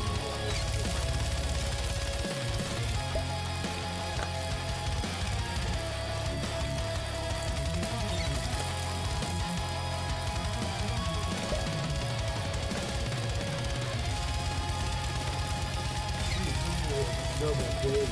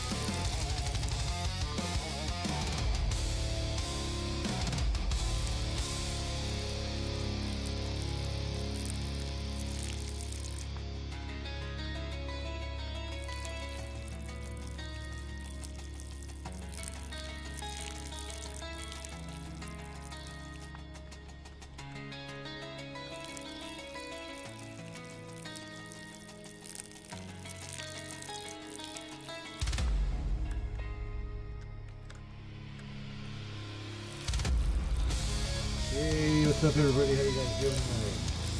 It's a beautiful night, guys.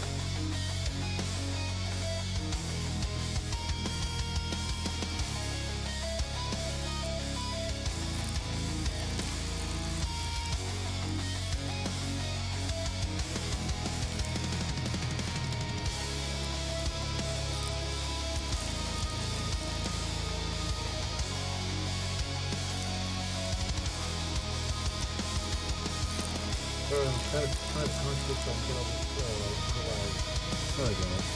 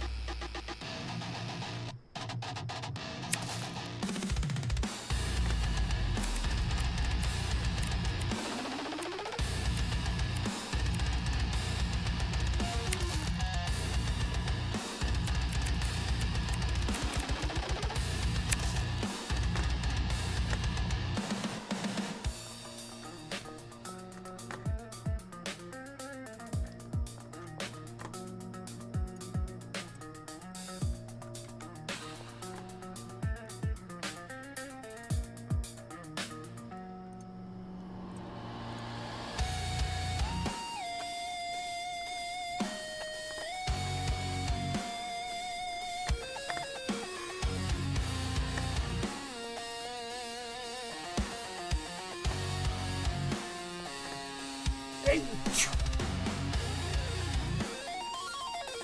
Oh, I did not kill it. Oh my goodness.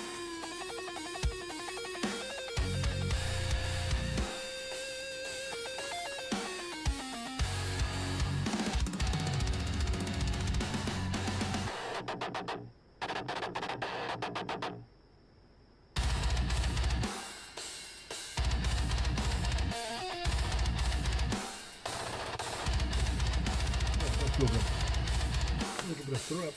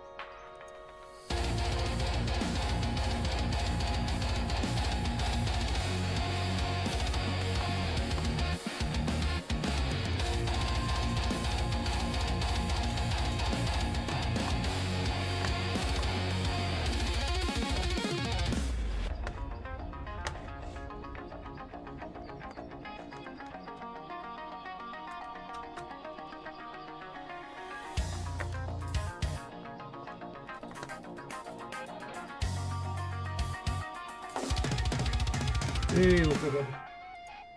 Okay, so I'm gonna take these.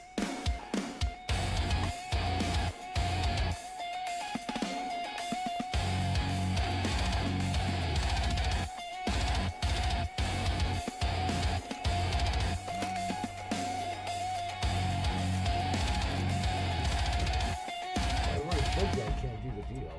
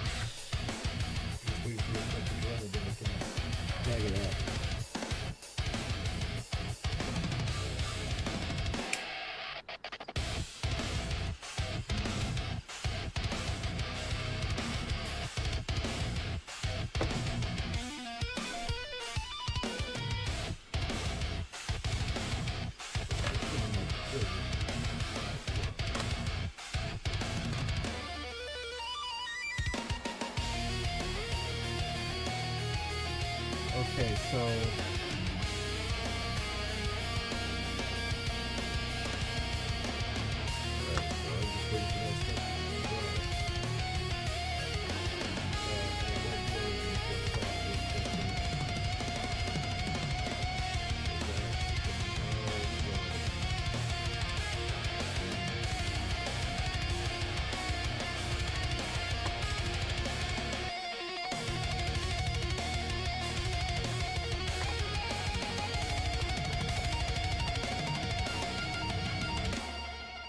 Hey, Boocha. What's up, 420? How's the life going today? How's the life, man? How's the life?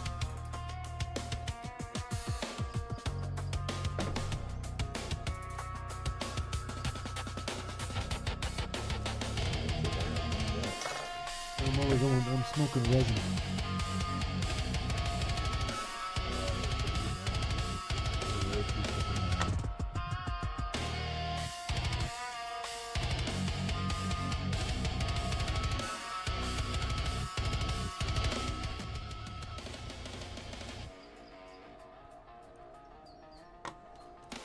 Okay, so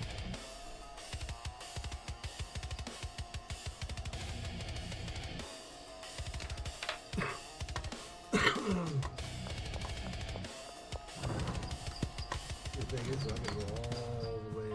I don't have my paper. Hold on.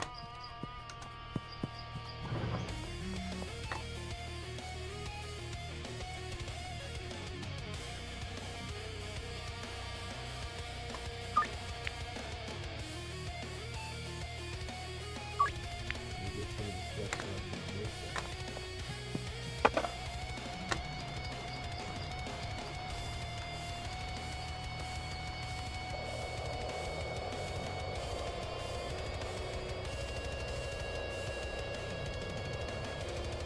Alright, so we're gonna get here. Good luck, respect. Oh, thank you so much. I appreciate that.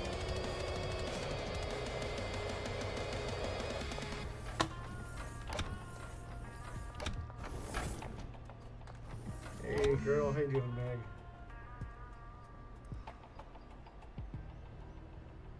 Okay, so I'm gonna do, it's 240.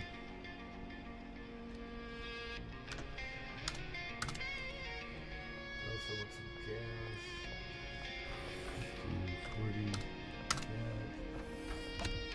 Also need.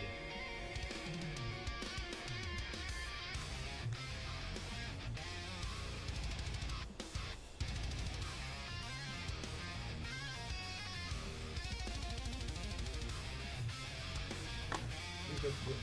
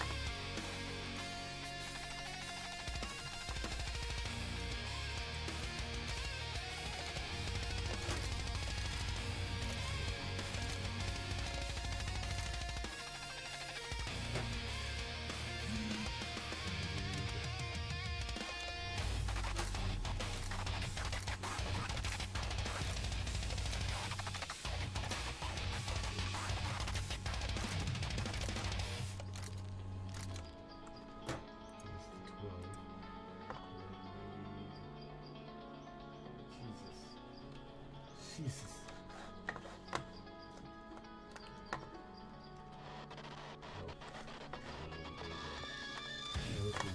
Let's grab.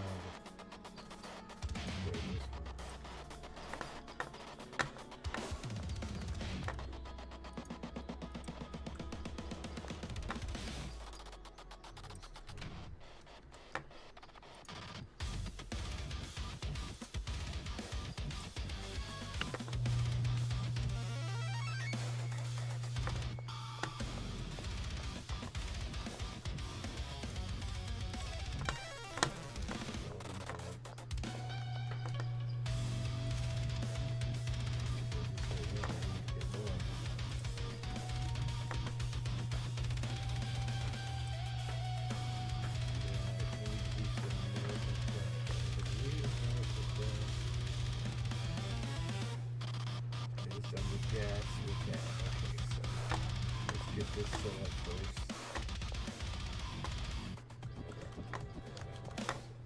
I think that's it. That's on the end. Yeah, there's that one.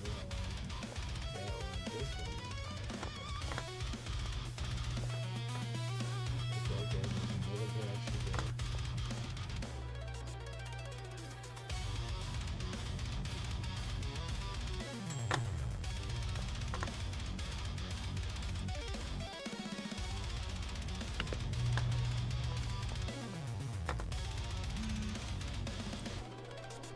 Yes, I know. Thank you.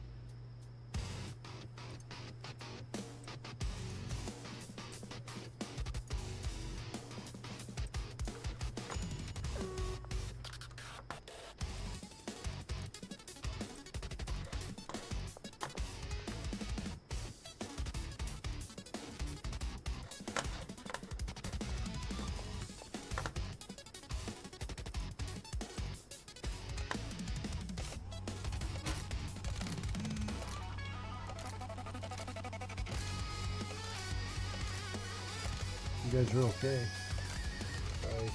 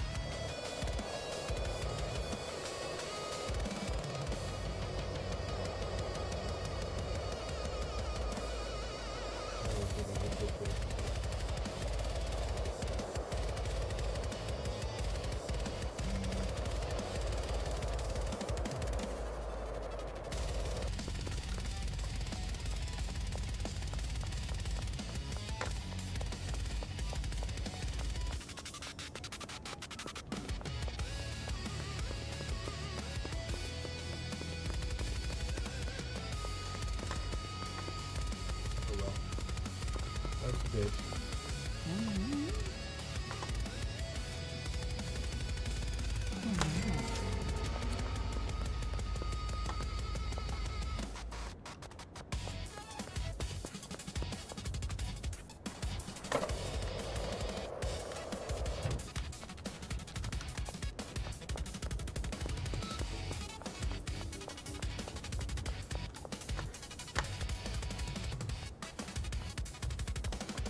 Hey guys.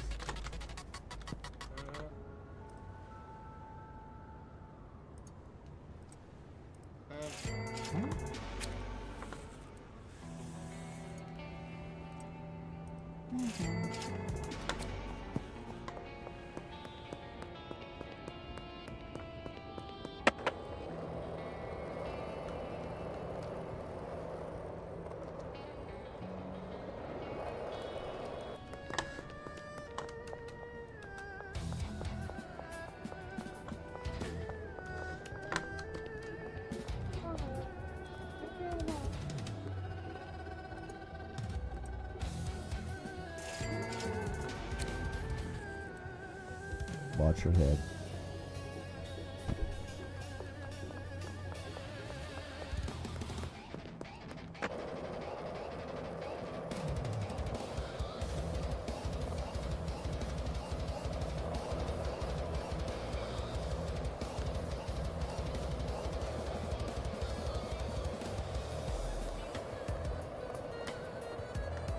Alright, let's get back to the house.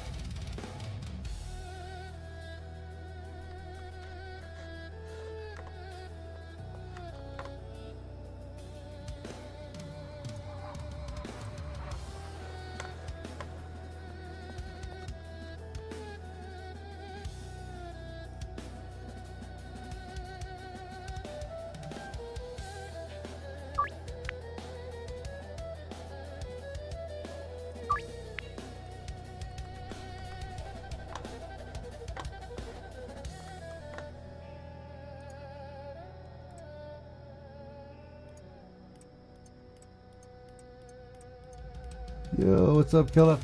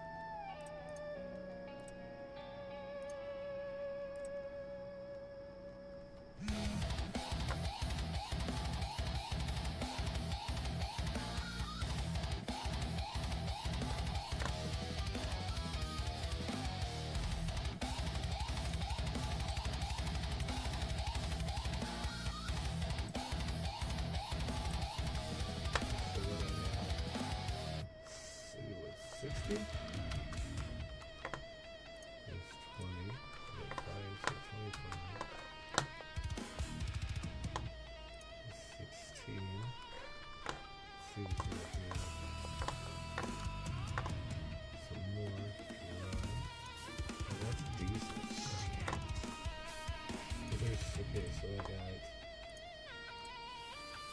40, 60.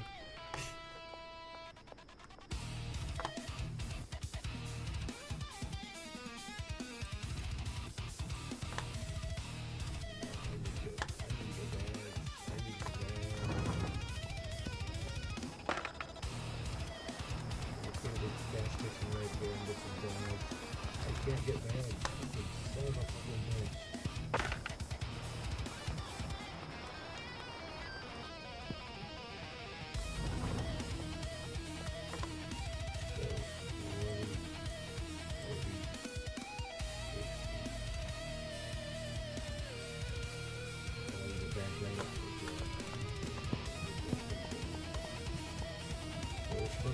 Gas station.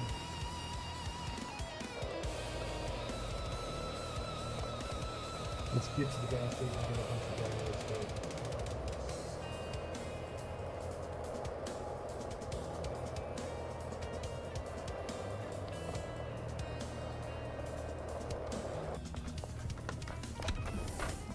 Hey, Ron. Dude.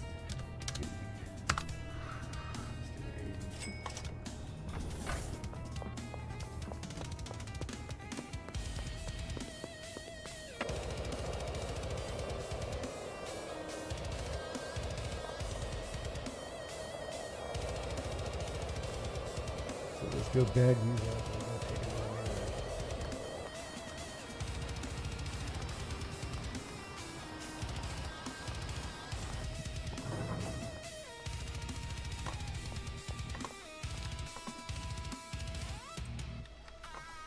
So let's do grab the 20.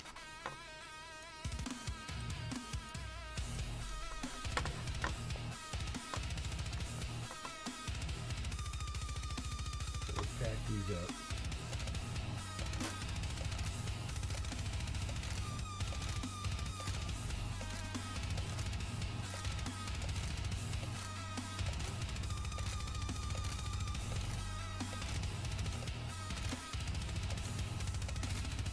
Welcome in, my friend.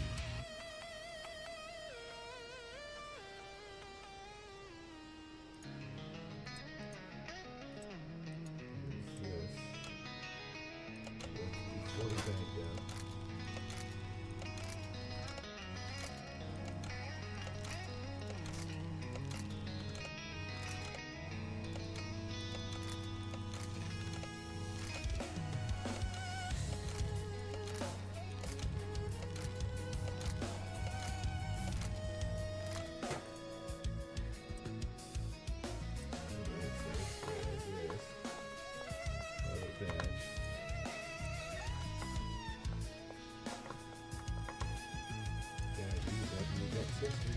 We'll drop it off in a minute.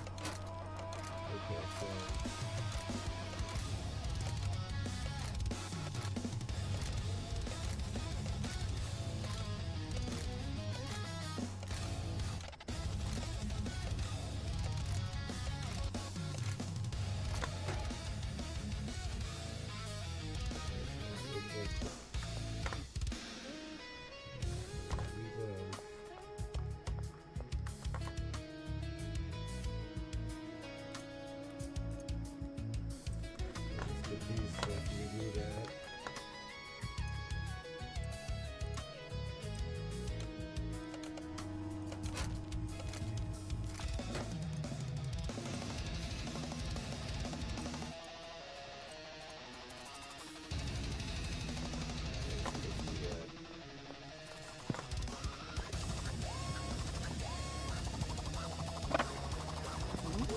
oh my.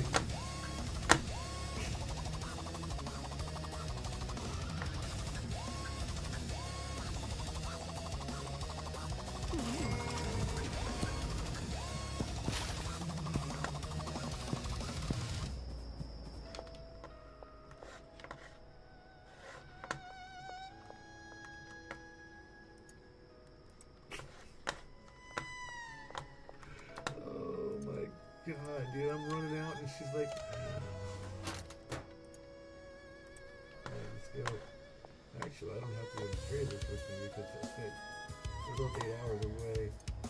So let's do this. Let's go do the manor.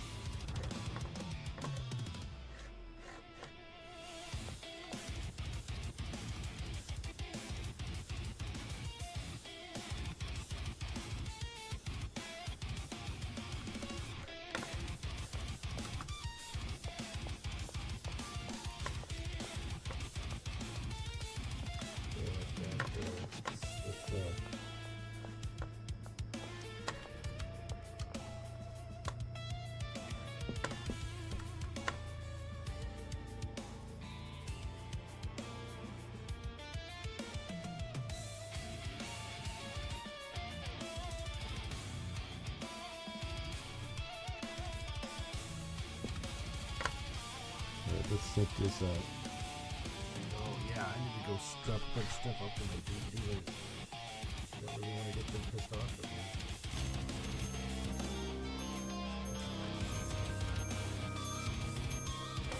Okay.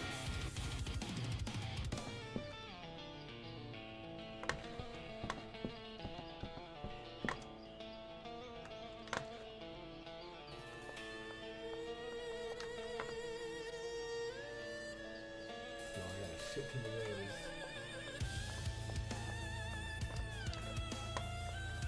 Shit to the ways. Shit to the ways.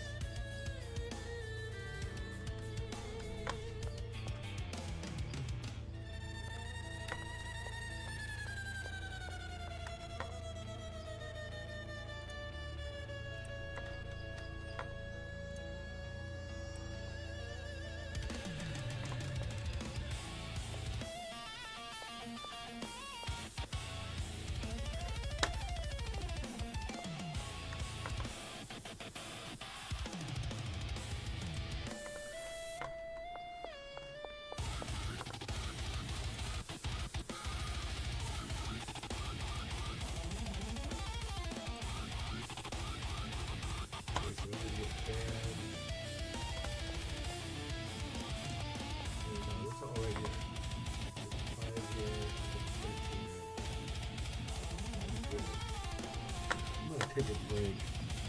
I know I keep saying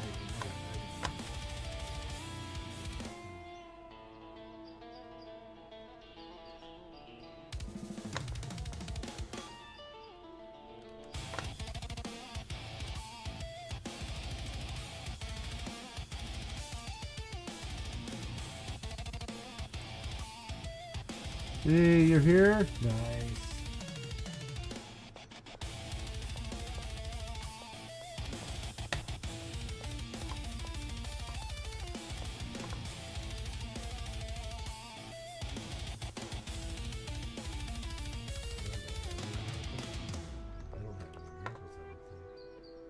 There, I got 14 left, okay.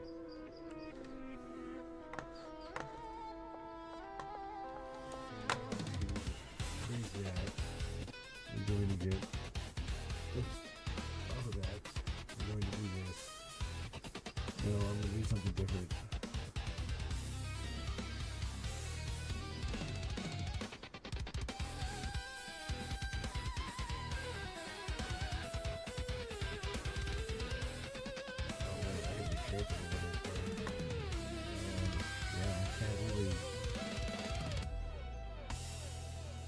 This is pretty much real free instrumental music.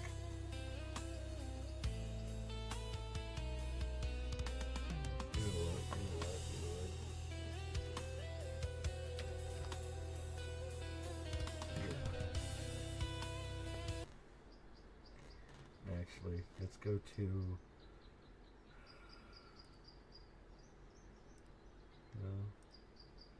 I guess I'm gonna take my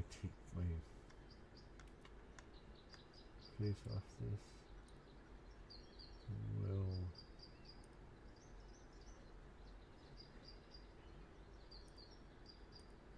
okay, that was that.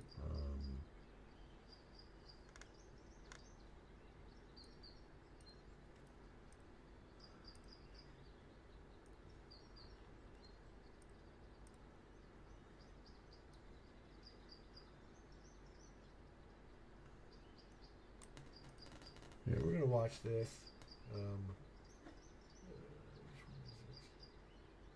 Here, let's watch this. I feel like watching a little. Now, despite the name of this video, I would never tell you that these are 100% quote real ghost videos. But they are the most convincing, most compelling, and hardest to explain paranormal videos that I've seen in the last 10 years of doing this channel. But as always, you decide. The Highway 5 Ghost Girl. This next video, posted to Reddit by Little Goth Doll, was recorded from a monitor, then screen capped on a phone before it finally made its way to the internet. So it's a bit potato quality. Nevertheless, the video is chilling. It was pulled from the dashcam feed of two truck drivers after a frightening incident. So, one night 2 truck drivers are driving on Highway 5 in Lynn, Alabama, when they get the scare of a lifetime. Hold on. I'm gonna stop that right there. Hold on. I'm gonna save this.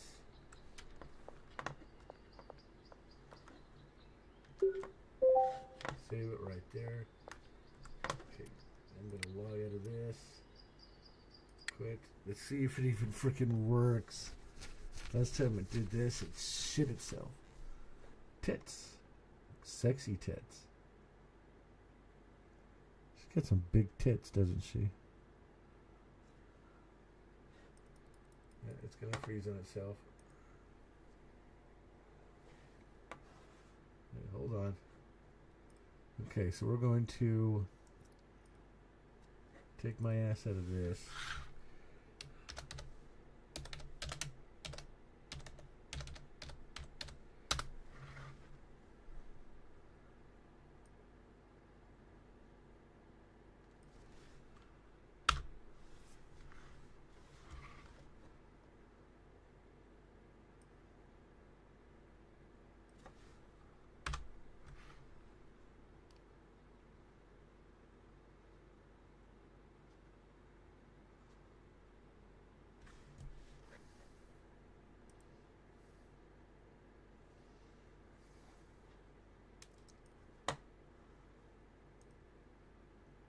Okay, so that's that one. That's that one. Where's the other one? There it is. No, that's not what I wanted. That is not what I wanted. That's what I wanted. Okay, I got 3 things up right now. I'm trying to not go nuts. Okay, so we're going to check out some paranormal stuff.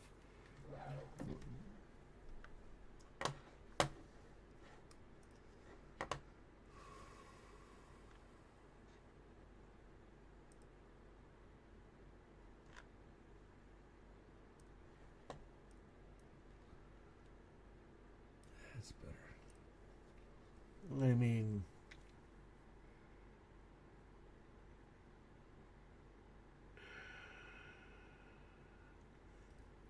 Goose Pimples is up. Didn't do it. A new one came out. That's an hour and 35 minutes. I'm not watching that. Okay, so let's check this out. Hold on. Let's go back to the beginning. Now, despite the name of this video, I would never tell you that these are 100% quote real ghost videos. But they are the most convincing, most compelling, and hardest to explain paranormal videos that I've seen in the last 10 years of doing this channel. But as always, you decide. The Highway 5 Ghost Girl. This next video, posted to Reddit by Little Goth Doll, was recorded from a monitor, then screen capped on a phone before it finally made its way to the internet. So it's a bit potato quality. Nevertheless, the video is chilling. It was pulled from the dashcam feed of 2 truck drivers after a frightening incident. So, one night 2 truck drivers are driving on Highway 5 in Lynn, Alabama, when they get the scare of a lifetime.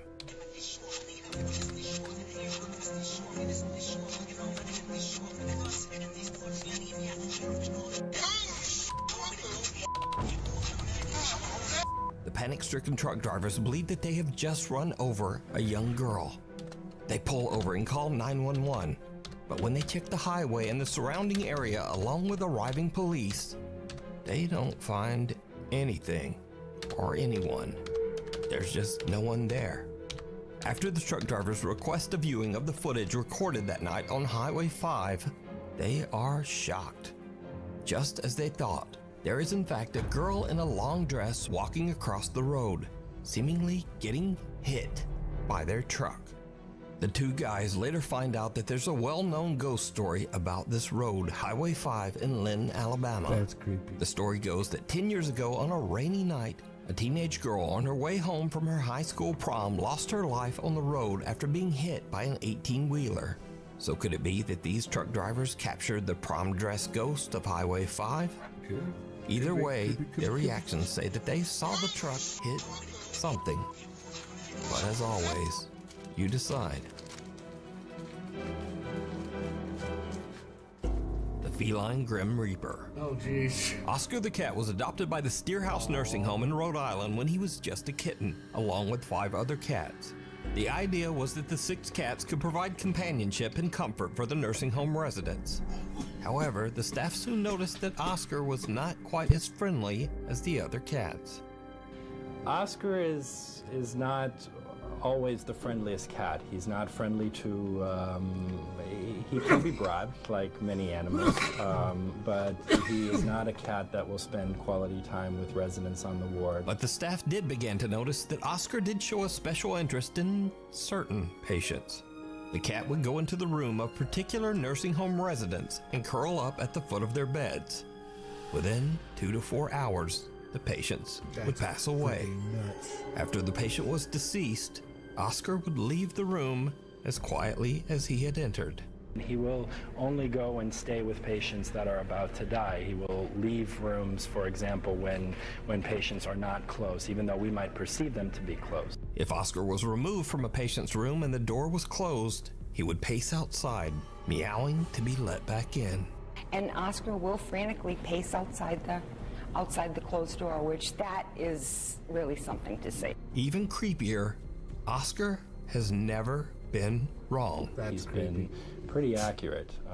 I know actually of no event where he wasn't at the bedside. Now, usually in these videos, I'll ask you if you think a story is real or fake, but there's no disputing this one. It's 100% real. Oscar the cat's amazing ability to predict the demise of patients was chronicled in 2007 in the New England Journal of Medicine, after he had accurately predicted the passing of over 25 patients. Oh, geez, Since the publishing of that article, Oscar has now predicted the passing of over 100 patients. So the real question is, how does he do it? Is it ESP or some supernatural ability? Is it something paranormal? You decide. The Thing in the Tunnel. Oh, come on, no. This next video is from Nuke's Top 5 viewer Sophie, who sent this exclusively to me, never posted it on social media of any kind, and never even asked for credit. She says that her friend Laura recorded this in an abandoned railway tunnel in Hassel, Germany. The tunnel was built in 1890 and it was used extensively by German troops during World War II. So, while on a weekend trip, Laura checks out the historic old abandoned rail tunnel. She's recording with her phone when she captures what is maybe one of the weirdest clips I've ever seen. Check it out.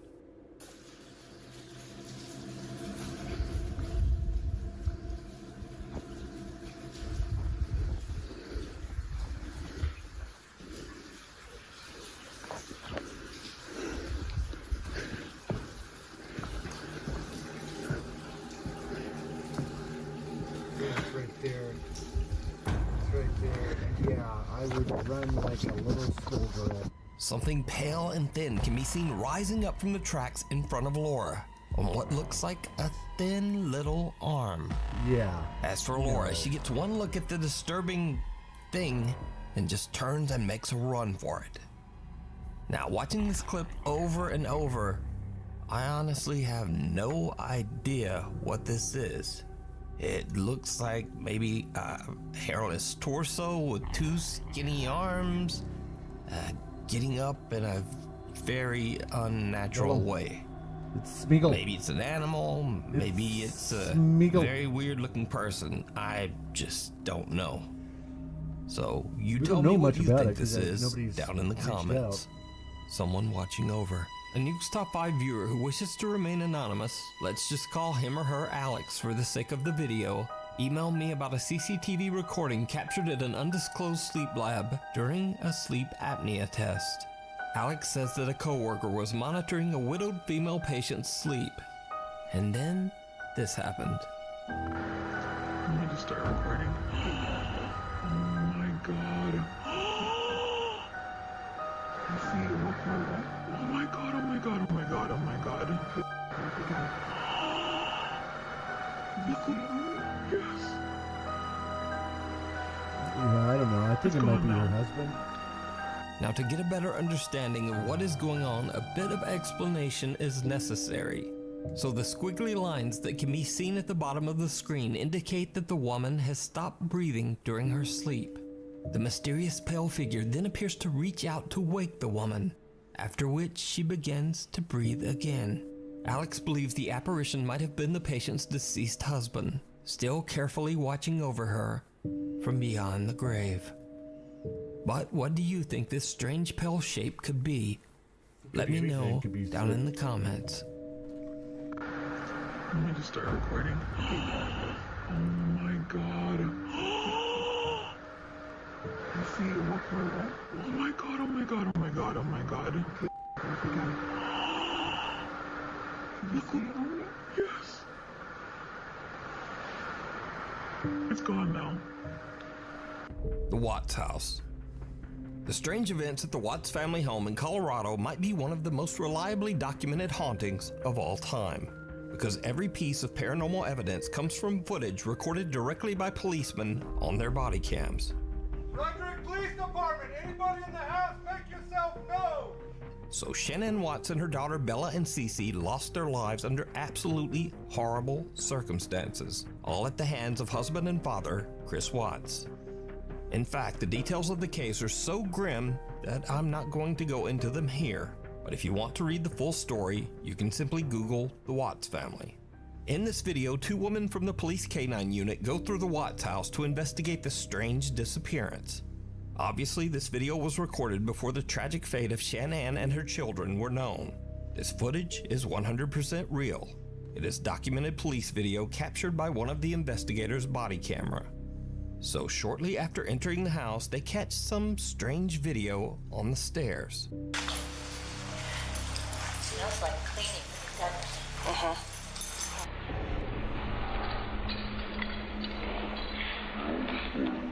Many viewers believe this looks like a quick glimpse of a childlike apparition descending the stairs, but it could just be a video glitch. But then the policewoman begins to catch multiple strange and unusually clear EVPs on her body cam.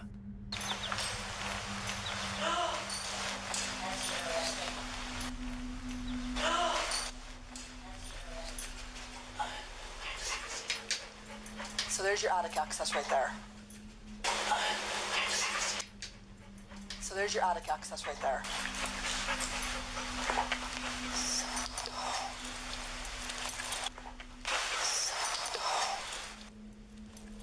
But strangest of all, while investigating an upstairs closet, the officers actually hear something that seems to spook them.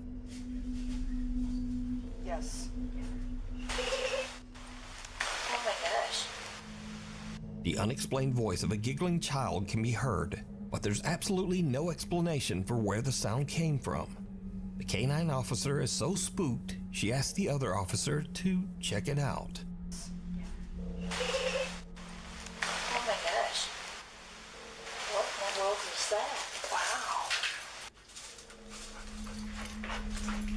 Go in there and step on that little blue thing and see if that's where that noise came from. Yeah, it sounded like a kid toy. It sort of sounds like it. Something. I heard it. Did you hear it? I did. Sounded like a kid giggling or something, didn't it? Or a kid. It did. That was strange. Well, we'll make a note of that. I heard it. I definitely heard the same thing you did. Yeah, and then he just sort of turned around. So is the Watts house haunted by the unsettled spirits of Shanann and her daughters? Or are these simply random, seemingly very clear noises? What do you think? It's cold outside, but you can keep warm in some all-new Nuke's Top 5 merch. Now, of course, we have t-shirts, hoodies, and coffee mugs, but we also have blankets, pillows, and long sleeves. We've even got stockings and wrapping paper. Anyway, shipping is free, and be sure to order by December 10th to get delivery before Christmas. Go to nukestop5.com to shop now. Or, like whenever you feel like it. Maybe after the video. Guardian Angel. A shopkeeper in Adana, Turkey was closing up for the night, bringing in his store's produce and other items from the sidewalk outside his store. Little did he know that he was in imminent danger. Luckily, a very mysterious stranger was there to look out for him. Watch this unexplained clip very closely.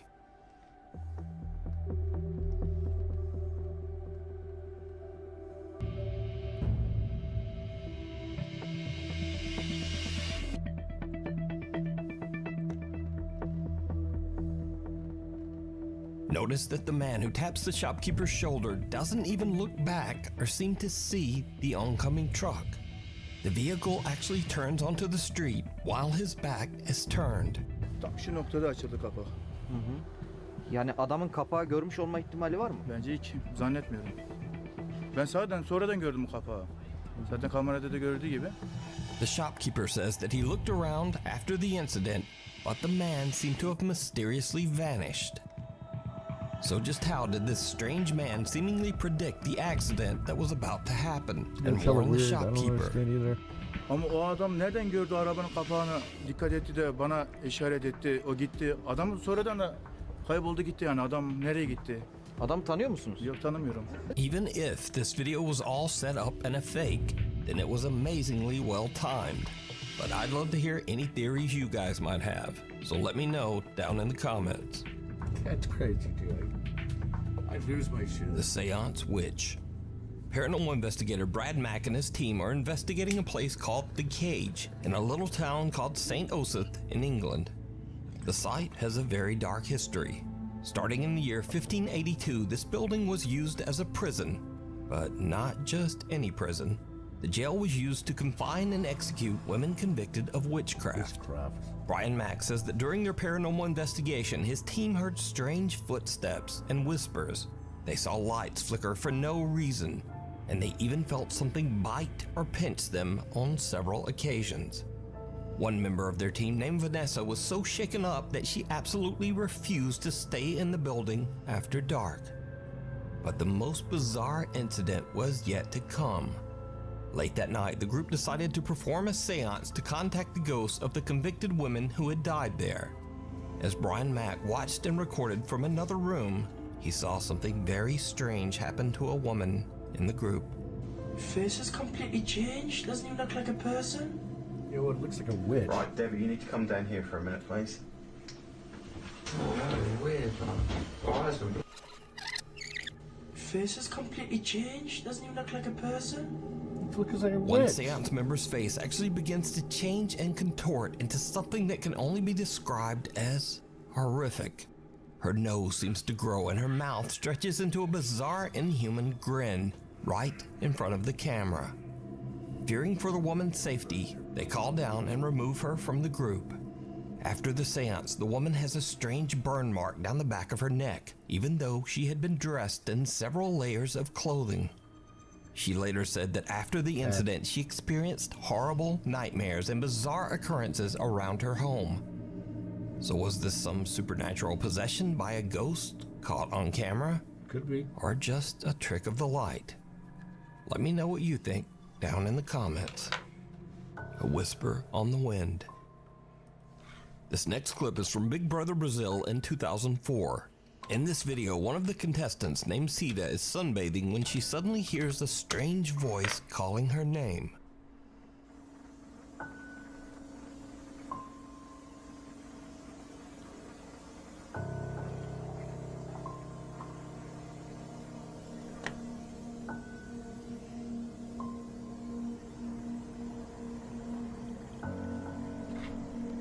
Ué, eu ouvi meu nome. Cida? Quem tá chamando? É na casa? But no one is calling her name. In fact, she is all alone until one of her roommates walks outside. Ah, vem cá. É você que tá chamando? É. Ai, que susto. Ainda bem que você chamou. Desculpa. Eu acho que você tá tão muito bem, não. Posso ter mandado? O quê? Eu tava aqui lavando roupa, né? Aí de repente ela levantou. Quem tá me chamando? Quem tá me chamando? Da produção? Quem tá me chamando? Aí, como disse quem tá me chamando, aí eu chamei. Ela, oi. Ai, que bom. Foi você que tava me chamando? Eu era? Ou não era? Ai, ela, ai, que diferente. Eu confundi sua voz com a voz da minha irmã. Parecia que era minha irmã que tava me chamando. Now this is where things get very weird. The roommate says that Sita thought the voice calling her name was her sister's.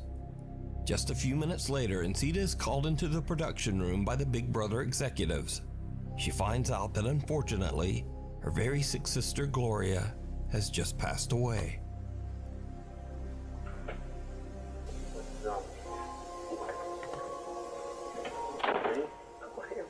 Ela faleceu? Vem cá, dá um abraço. Estava preparada.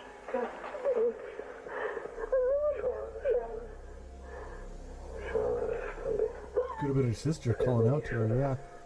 That's what's freaky. Even stranger, Sita's sister passed away at almost the exact same time that Sita heard her sister's voice calling her name. E ontem, o que aconteceu exatamente que foi tão impressionante? Você ouviu alguém te chamando e era o quê? Meia hora, 45 minutos depois da morte da Glória. O que você ouviu? Você ouviu ela te chamando?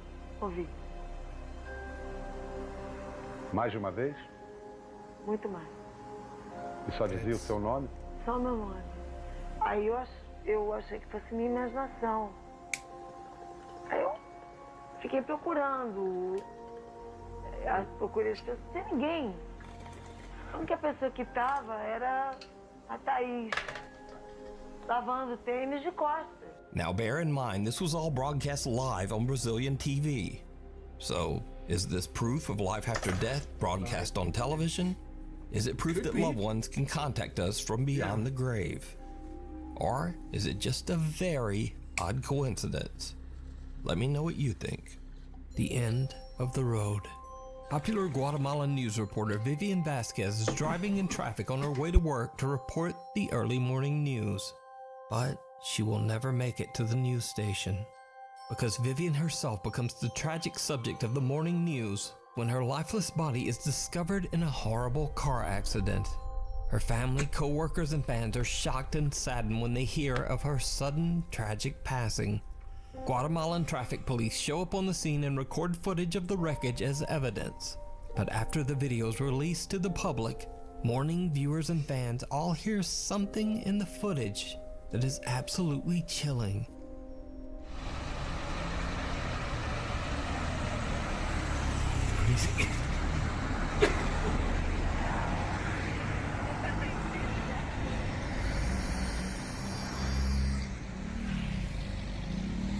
If you listen,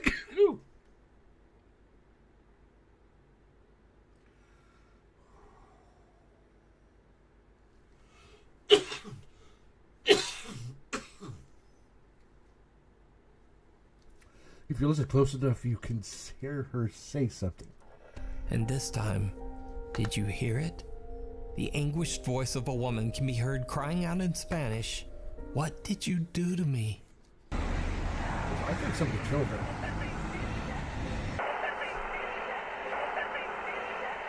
When watching the footage, it becomes clear that it makes no sense for anyone present at the site of the accident to be screaming, "What did you do to me?"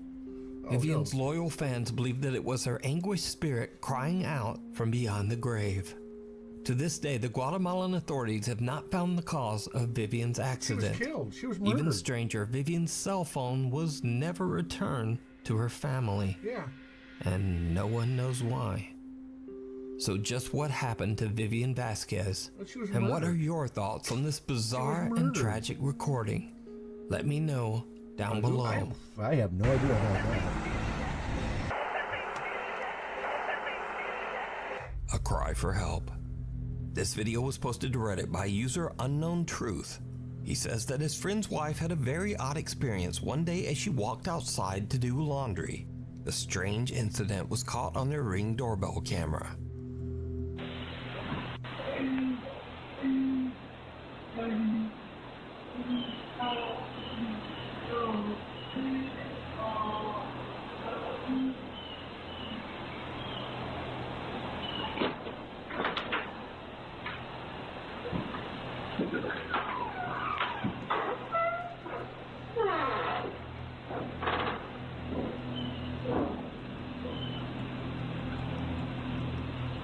That's crazy. The woman hears some strange voice, and it's not coming from the Ring camera speaker.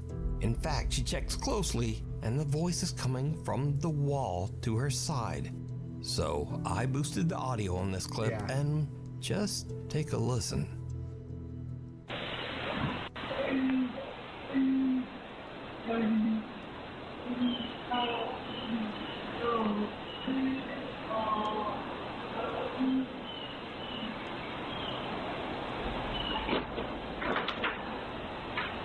Much love to you, my friend.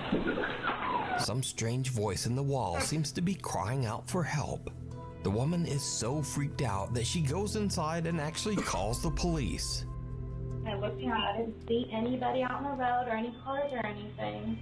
So I went back to my Ring video to make sure I wasn't just courageously hearing something.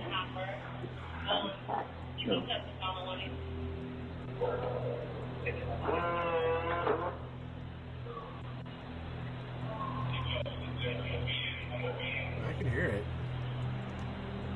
I can hear somebody saying something, but I can't. Well, I posted it on there. The police search the premises, but there's no one there, in the wall or elsewhere. So just what is this strange disembodied voice that seems to be begging for help?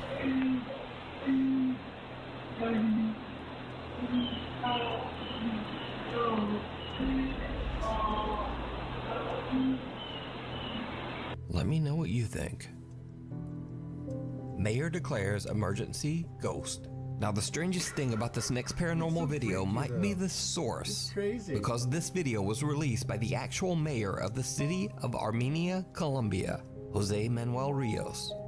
So the security guard in this video says that he saw a male figure descend the stairs inside the mayor's office.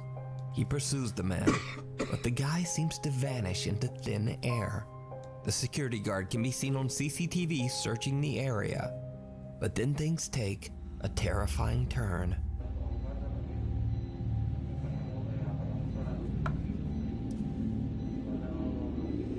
It's like he senses something. It is. It's like he senses something. He goes right there. Here we go.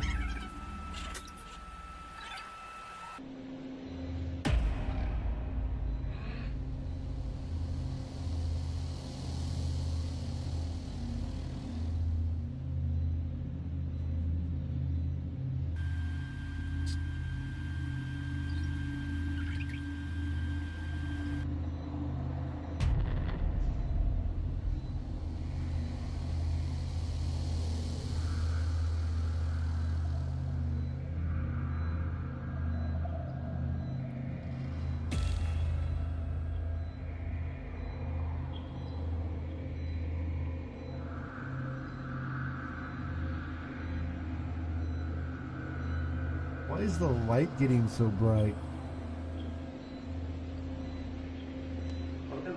In the video, the security guard appears to be suspiciously looking around the area, seemingly confused. Then suddenly an unseen force seems to attack the man and throw him into a banner. The guard can be seen looking around in panic, with no assailant in sight.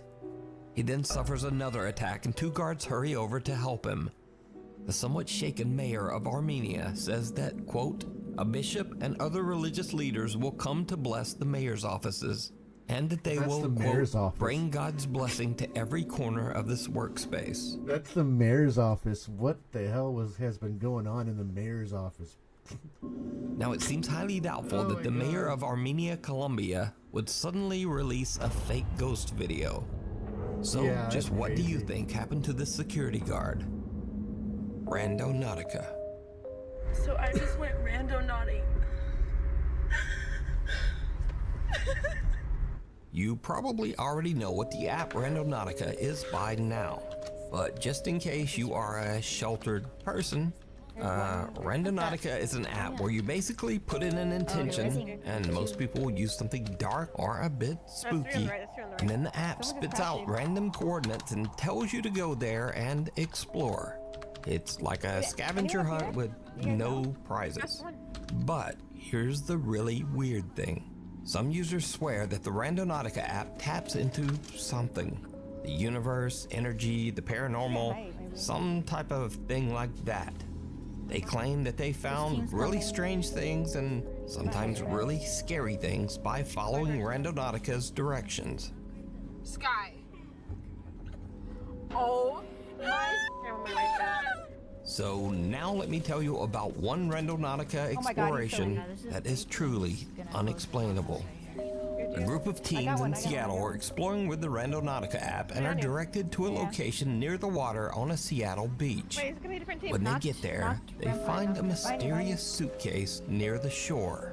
Guys, we found a suitcase at the beach. Hold your stuff. Bro. Oh, wait, open it. I would never touch that. Open it. I would never touch that. It stinks, y'all. Get washed out. Oh. Oh. The contents inside the suitcase smell horrible, so the teens immediately call the police. Found a suitcase on the and outside. And now things get truly bizarre, because it turns out this small black suitcase contains the remains of a human body. The police investigate, and because of YouTube rules, I can't really tell you any more about that. But let me say, this incident is 100% documented.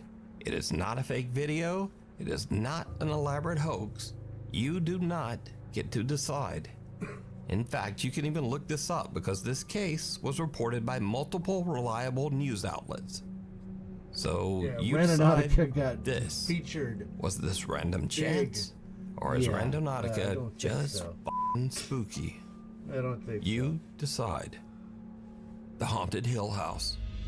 The Hill House in Mineral Wells, Texas is said to be one of the most haunted locations in the U.S. With its 125-year dark and troubling past, that doesn't come as much of a surprise. The home was once a haven for illegal activity. It served as a gambling hall, a bootlegging operation, and even a brothel. It also served as a makeshift hospital for over 50 years. It is said that the Haunted Hill House is inhabited by the ghosts of at least 9 people who lost their lives there. So, one night in late September, a group of friends and family rented the Hill House to just have a little fun. In fact, many of them were doubters who just wanted to prove that the so-called Haunted Hill House wasn't actually haunted at all. But that's not exactly how things went down. The house is said to be haunted by one particularly violent spirit that the house's owners refer to as Dr. Yeager. One of the visitors, Victoria, lays down on the bed in one of the rooms, and she jokingly starts taunting the ghost of Dr. Yeager. No. It did not go well.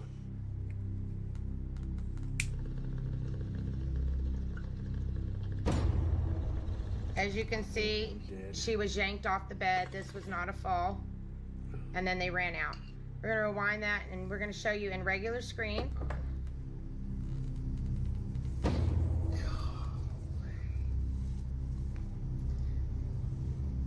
Something seems to violently yank Victoria right off the bed as her friends look on in terror.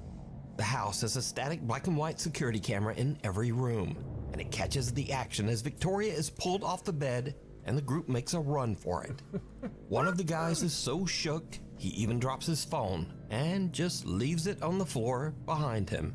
Now, cut to about an hour later, around 3 a.m. A guy named Drew wants to test this alleged paranormal activity for himself. So he enters the same room and immediately begins taunting the ghost of Dr. Yeager, saying that the spirit is a coward and that if he really wants to attack someone, why doesn't he try attacking a man instead?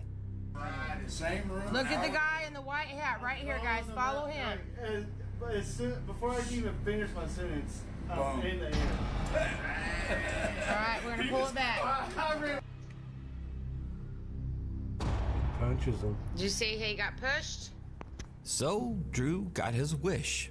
He is violently shoved by something, and then he almost knocks down his 2 friends while making a mad dash from the room. Get out of my way! It should be noted that Drew has gone on record as saying that he will never set foot back inside the Haunted Hill House ever again.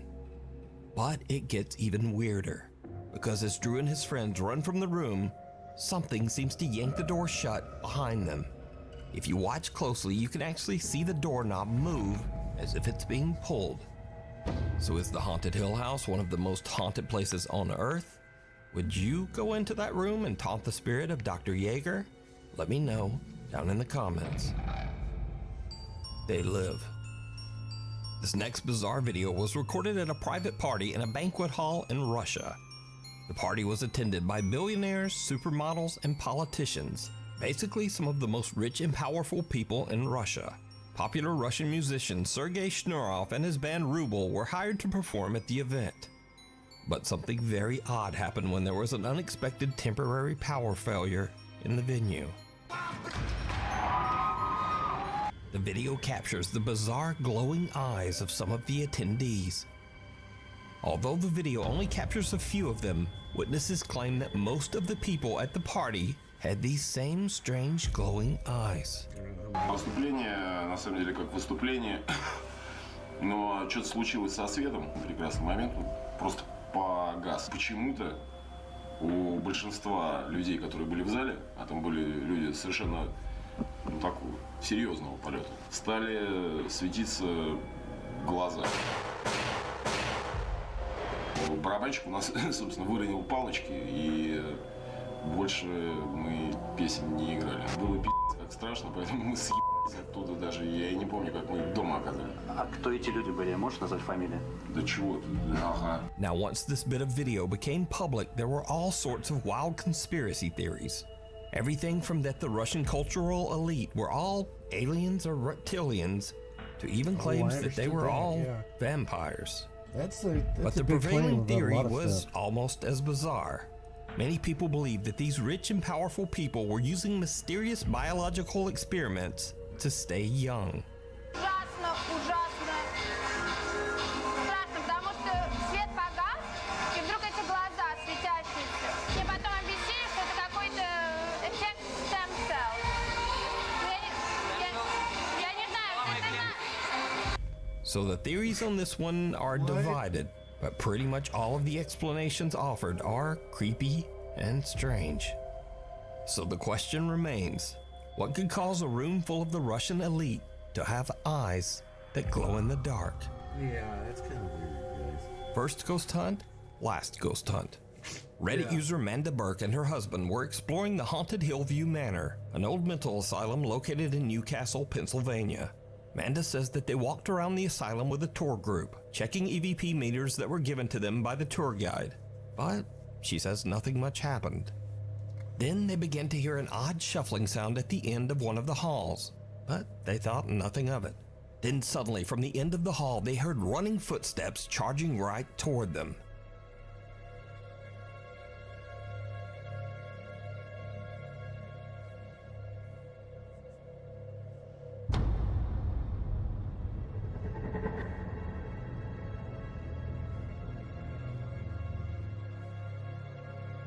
Amanda says that the whole event was one of the scariest things she's ever experienced. Now, I should note that I don't usually show videos without some visible or audible evidence of the supernatural. But looking at the reaction of this group and seeing just how hard and painful those falls look, I think this is pretty compelling evidence that something came down that hall. Also, again, Amanda and her friends are not ghost hunters, they're not YouTubers, and they're not TikTokers. She simply posted this video to Reddit to share her strange experience. Oh, that is so crazy. It's a ghost? I don't know. Some people said there exists. I don't know. I don't know.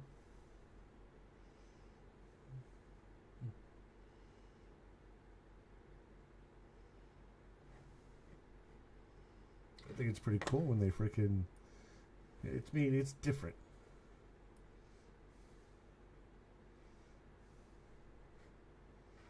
Where'd it go?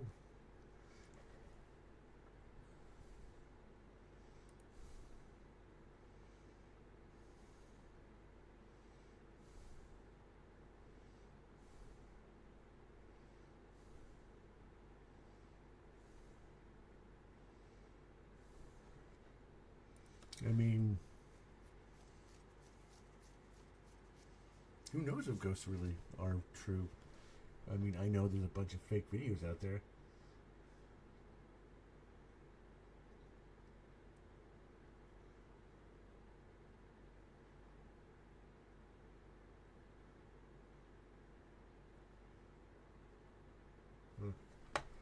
You know, it's just...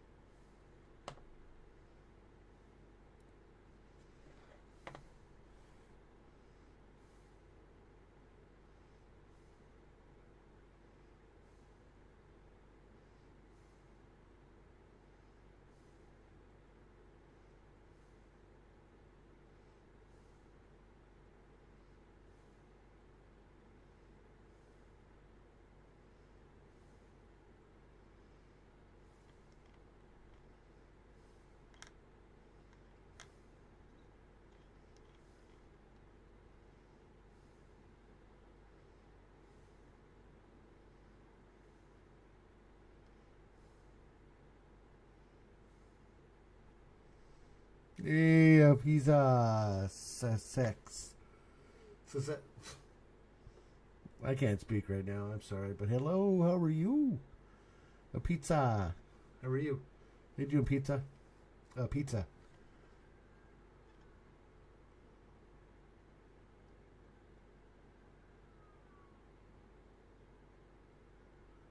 So they did. Okay, so they did leave. These guys left Mindseed TV. So this is going to be the start of... I'm going to start streaming on all 3 platforms. Kick, Twitch, and YouTube. And we're going to be doing various wrestling events.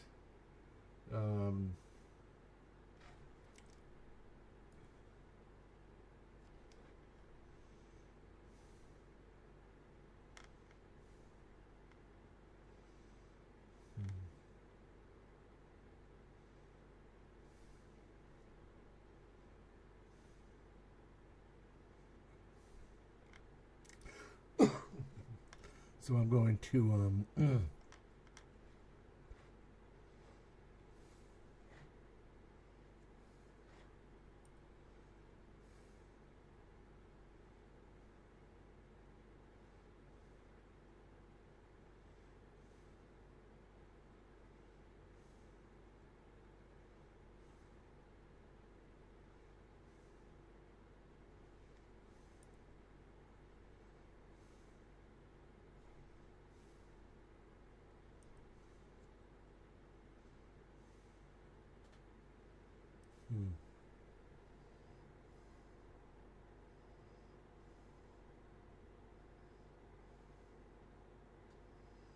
Oh, that's right. It's Iron Maiden, Skid Row, Slayer, Munches of Rock, Wasp. The whole... Look at all those bands, dude.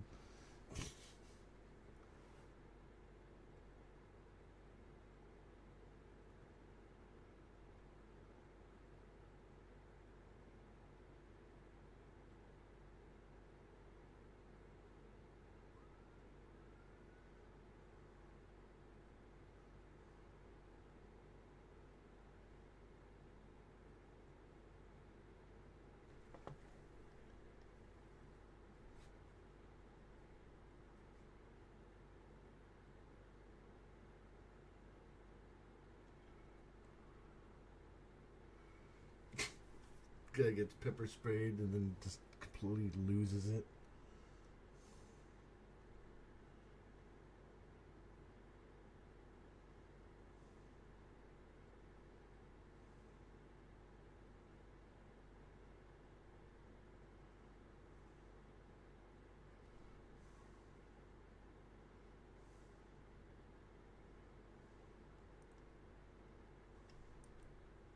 Dude, it's fucking cold. Where's this Uber? Show me. Show me what? Move your arms. Dude, it's cold. It's really cold. Dude, it's fucking cold. Where's this Uber? Another sign.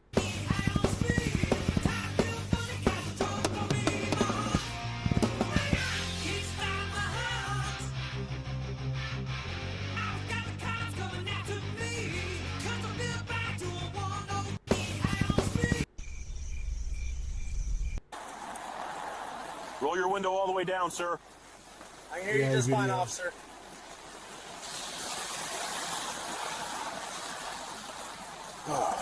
This girl shocked everyone when she knelt before the judges as a sign of respect, but the real reason she did it was that her opponent had tried to pull a dirty move during the match, so she decided to teach her a quick lesson about karma.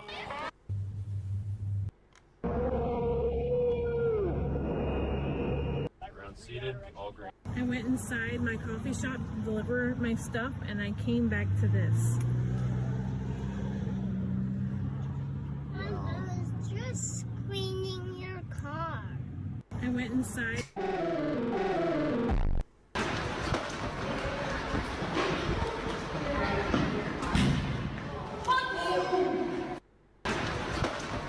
Now, if you've seen these cabs before, you probably figured out by now, but these are factory options that you did not pay for your vehicle, better known as poverty buttons. But did you know that your vehicle actually comes pre-wired, and all you gotta do is get the button for it? Now, if you've seen these cabs before, you...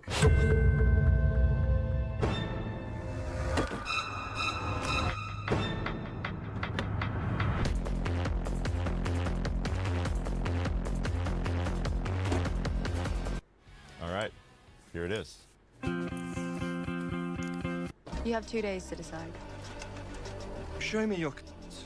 I want to see if it's worth fighting. You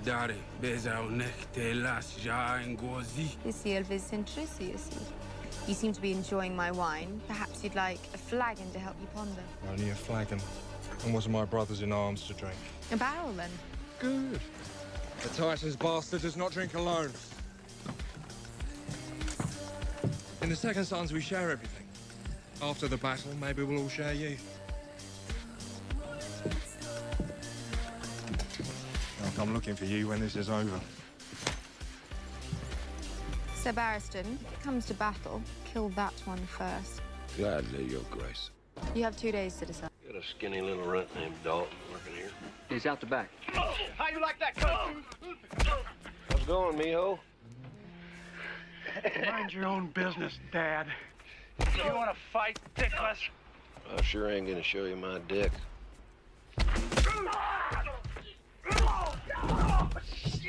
God damn, that hurts, doesn't it?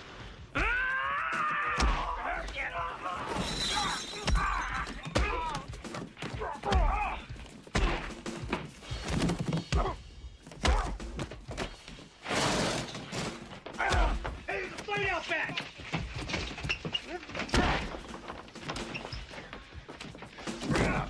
Hey, I had it under control. Talk to you over here. I'm going to stand right here on a public space. That's fine. So, Right over here. don't stand behind me. Early. Don't stand behind me. Come over here, sir. I'm not going where you tell me to stand. I'm gonna tell you this. I'm going to stand wherever I want. And if you arrest gonna me, tell I you will this. sue your ass, bro. All right. When I'm you not were the guy. impeding traffic and I'm not false impeding.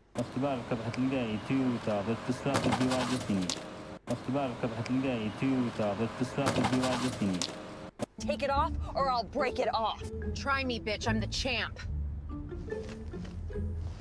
Take it off or I'll break it off. Try me, bitch. Cover by Punk for the win! Who the hell is that? Hit it. What the?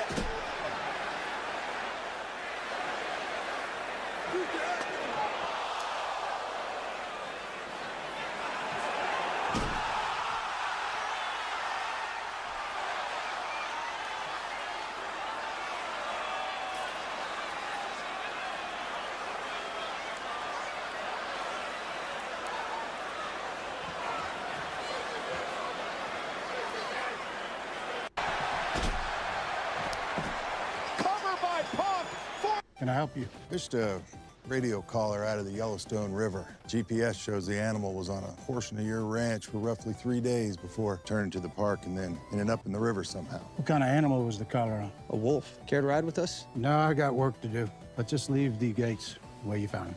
It sounded like a question, but it isn't. Just give me a minute. They held up here during the day, then gathered here at night. Behavior consistent with feeding. I don't see much to eat around here. Right here. We went off that way, over the mountain to the river. We're gonna follow their path. Well, be my guest. This is as far as I go. I hope you two are pretty handy before you get to that mountain. It's killed some damn good cowboys, and you ain't good cowboys. Best of luck. What side of the mountain is the river on? That'd be the wrong side for you.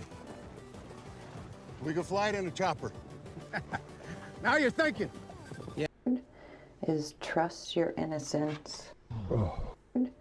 Is trust your innocence. So there is some kind of a wish fulfillment. Oh, whoa, easy. Easy there. No! You're not a bride. You touch my wand, and it will splatter you all over the walls. I think that's kind of the plan. I think I'm gonna just kill us all. Lord, I wouldn't do that. Sorry. We're in a prophecy, right?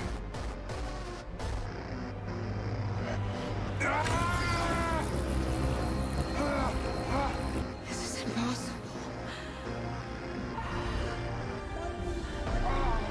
Hey, Nick, I got the wand. What now? Maybe you're right.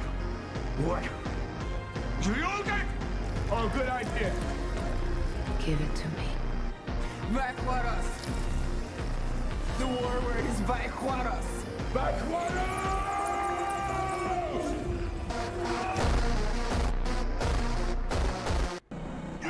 Oh, look at these two shining warriors. Tarin Mant and Sir Who's It of Who Cares. Sir Meryn Trant. Sir Bronn of the Blackwater.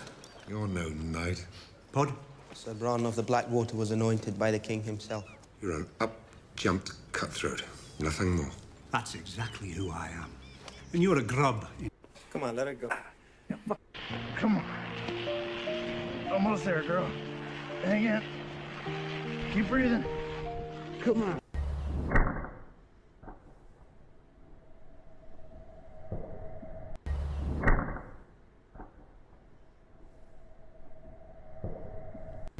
Just took a little too long with that.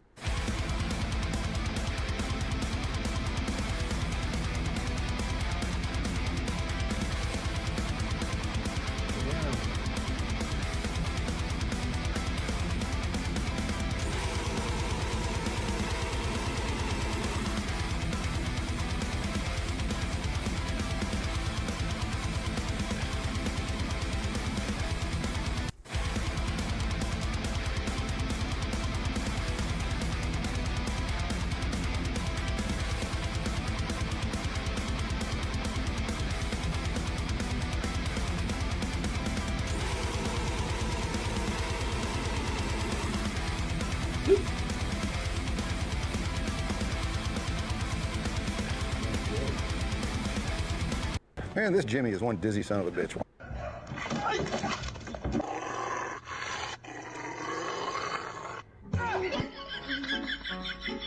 If there's ever a man who was built for this structure, it is this man, Brock Lesnar. F5 to CM Punk. Wage war. That is everyone's first round. Oh, F5. Remember the destruction he did to John Cena back in WrestlePalooza. He's doing the same tonight inside the steel cage. Right to the Superman punch. Brock Lesnar caught Reigns. F5 through the gate. The damn table. Brock Lesnar with Roman Reigns on his shoulders. Brock Lesnar with an F5. If there's ever a man. You shouldn't drink before a fight. I always drink before a fight. It could get you killed. It could get me killed. Today is not the day I die. Time to leave. You're causing a disturbance. Excuse me? You're causing a disturbance. It's time to go. This aggressive tyrant makes a huge mistake. Leave where? Leave. In a I'm minute, on the sidewalk. you're going to go to jail. That's what I'm doing. I'm holding you accountable for your actions, sir. Take a walk. I'll walk where? I live Take a here. walk. You have all these people I live watching. here, sir. They live here. That's my people. Look, that's my cousin right there. Look, look. This corrupt cop thinks laws don't apply to him and orders the auditor to leave. In a second, I'm going to tell these guys to take you to jail. Why? Because you're causing a disturbance. You're screaming and yelling. You're the one screaming, sir. I am look, now. I'm not even screaming. I'm the one screaming now because I'm giving you an order to leave. The auditor isn't backing down from this tyrant piggy and pushes back. Crazy. Where you want me to go, and how fast would you like me to go, sir? Take a walk. Where? I'm telling you now, take a walk. Why? The cop keeps using unlawful demands when the craziest thing happens. You antagonize people again. Who? You're calling people dirty. You're trying to tag us. You're making a scene. I gave you a chance to go. Where? Oh, there they go. They got me. Let's go, yo, okay. Time to leave. You're causing a disturbance. Excuse me? You're causing a disturbance. It's time to go. This aggressive... What thought you said this was a forward operating base. Thought it was. This is a lab. Pardon me. Replicated the results of the subsequent trials, which also resulted in catastrophic failure. There were promising effects for an entire fortnight, but then sadly the body rejected the blood. I highly doubt we'll find a donor with a higher M count, though. Unfortunately, we have exhausted our initial supply of blood. The child is small, and I was only able to harvest a limited amount without killing him. If these experiments are to continue as requested, we would again require access to the donor. I will not disappoint you again, Moff Gideon. This must be an old transmission. Moff Gideon is dead. No, this recording's 3 days old. If Gideon's alive, then I need to get the kid. Jet back. You're faster that way. We'll head to the speeder and meet you.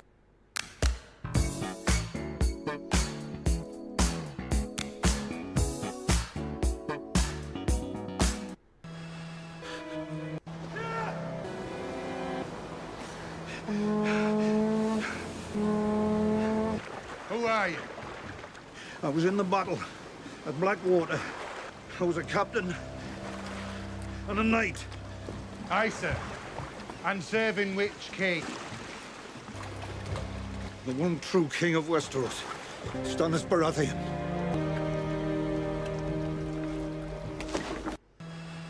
Excuse me? Yeah. Your headlights are so on.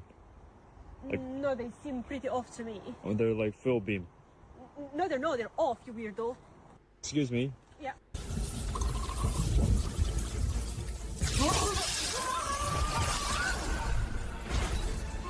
Oh my god.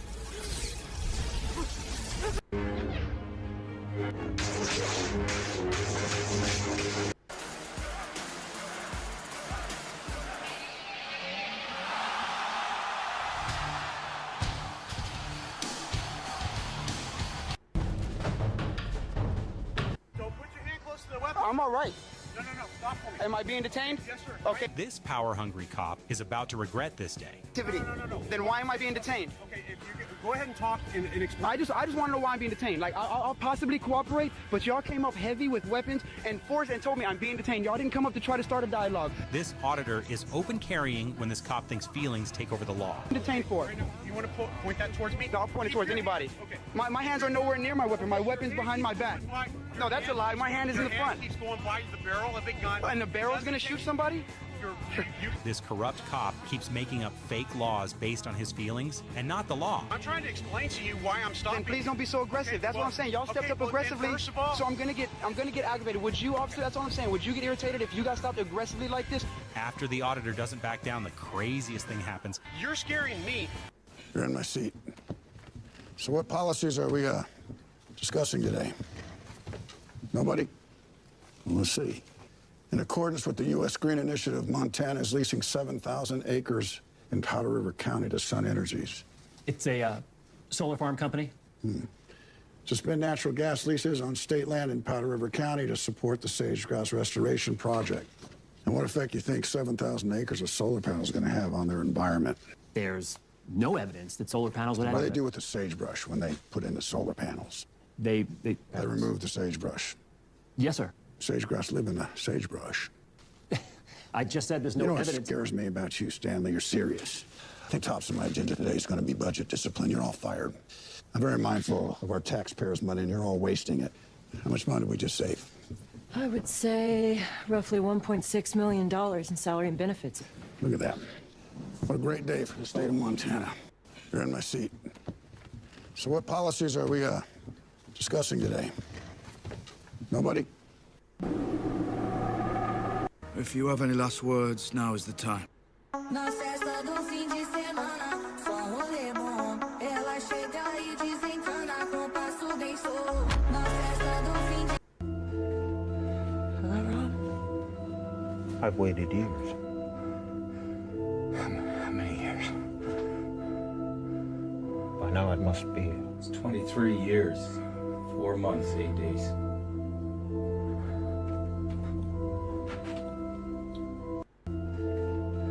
Am I wrong? I've waited years. How many years? By now it must be. It's 23 years, 4 months, 8. Hey, that's my son. Now most trans people cannot go internationally anywhere where they don't appear as like an M on their passport. And that's just not, that's I'm gonna have to take this away from you. Don't touch me. Don't film me. Don't touch me. Don't film me. Mom. This violent tyrant is about to make a huge mistake. This is public property. You want me to place you in? Don't touch me. You want me to place you in cuffs? No, you want to? Huh? Why would you do that? Why would you do that? Stay away from me. This corrupt piggy doesn't understand you can film in a public place and assaults the auditor. Call your supervisor, you idiot. What is he doing there? Why you let him do this? Why don't you call your dog off? Call your dog off first. Tell him to go away. This is public property, and you know that. I'm not arguing with you about that. This cop lets his emotions dictate what happens instead of the law. Come on, boy, you can't run. Quit embarrassing yourself. Quit embarrassing yourself. You can't run. The craziest thing happens when he loses control. Arms distance, please. Okay. Why would I need it? You don't want to identify who I'm talking to. Why? Okay. I'm gonna have to take this away from you. Don't touch me. Don't film me. Don't touch me. Don't film me. Mom. This violent tyrant is about to make a huge mistake. This is public This property. guy gets fired. Don't touch me. You want me to place you in cuffs? No, you. Here are all the ranks of the Imperial Army explained. At the base of the hierarchy are the troopers. Whether they are stormtroopers, snow troopers, or scout troopers, they are the standard soldiers of the Empire. The best among them can, however, progress and become, for example, death troopers, sergeants, or even squad leaders. When a soldier goes through an Imperial Academy, they become an officer. There are many ranks, and advancement depends on experience in completed missions. The first ranks are those of lieutenant. They have few responsibilities and generally assist superiors in space stations or aboard starships. Above them are the captains. Their role is mainly to relay orders from their superiors to the lieutenants, who then transmit them to the various units. Next come the commanders, who take on greater responsibilities, such as securing strategic locations. The next rank is major, recognizable by their white uniform. Majors can give orders to their subordinates without needing to consult the colonels, who rank above them. The colonels, for their part, lead entire regiments. They manage strategic operations and sometimes even certain political aspects. Higher still, the generals command vast battalions or oversee the security of entire planets. They are the ones who orchestrate planetary assaults. Finally, at the very top of the hierarchy are the Grand Generals. They possess near total authority and can issue orders to the entire Imperial military machine. Here are all the ranks. I ain't used to seeing you off my dad's leash. What's that? I didn't stutter. All right, you can't take a punch, though. Where the fuck we going? There's work to be done. You know what work is, don't you? Of course you don't. Got your wife for that. By the way, welcome home. Poseidon controls all oceans, making him the king of global shipping and forgotten sunken treasures. You know that water's filthy. That's what makes it great for magnet fishing. So what exactly did you find? Because your call said something about a dangerous weapon? I got it right here. Hey, wasn't there a murder nearby where the victim was decapitated? Yeah, and the coroner thought the weapon might have been a machete or a sword. I'm gonna have to ask you to hand that over. All right. At least the day's not a total waste. I could probably get a couple $100 for this. Good night!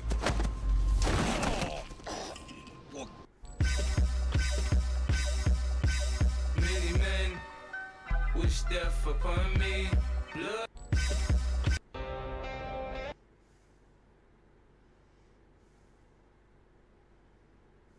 It's gonna kill him.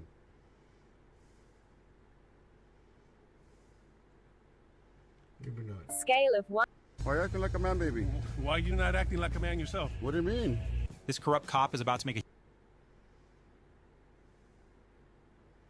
Yeah, so I'm going to start streaming on Kick, Twitch, and YouTube. So yeah, I'm going to do it every single day. This fun. It's fun. I just can't play music on YouTube because they shut my stream down, which I understand.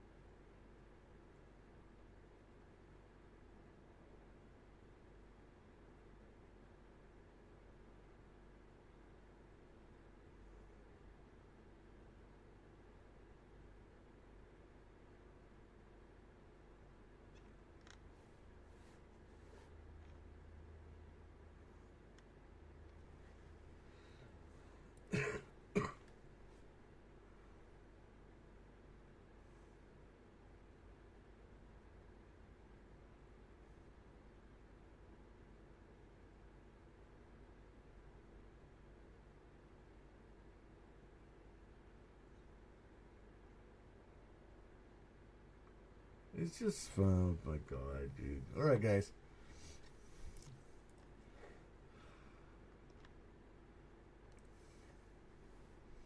I gotta say, I love you guys. You guys are all beautiful people. Well, guys, I'll see you guys tomorrow at 6, between 5 and 6. You guys take care and have a beautiful night. And I'm going to chill. Love you guys. Bye-bye.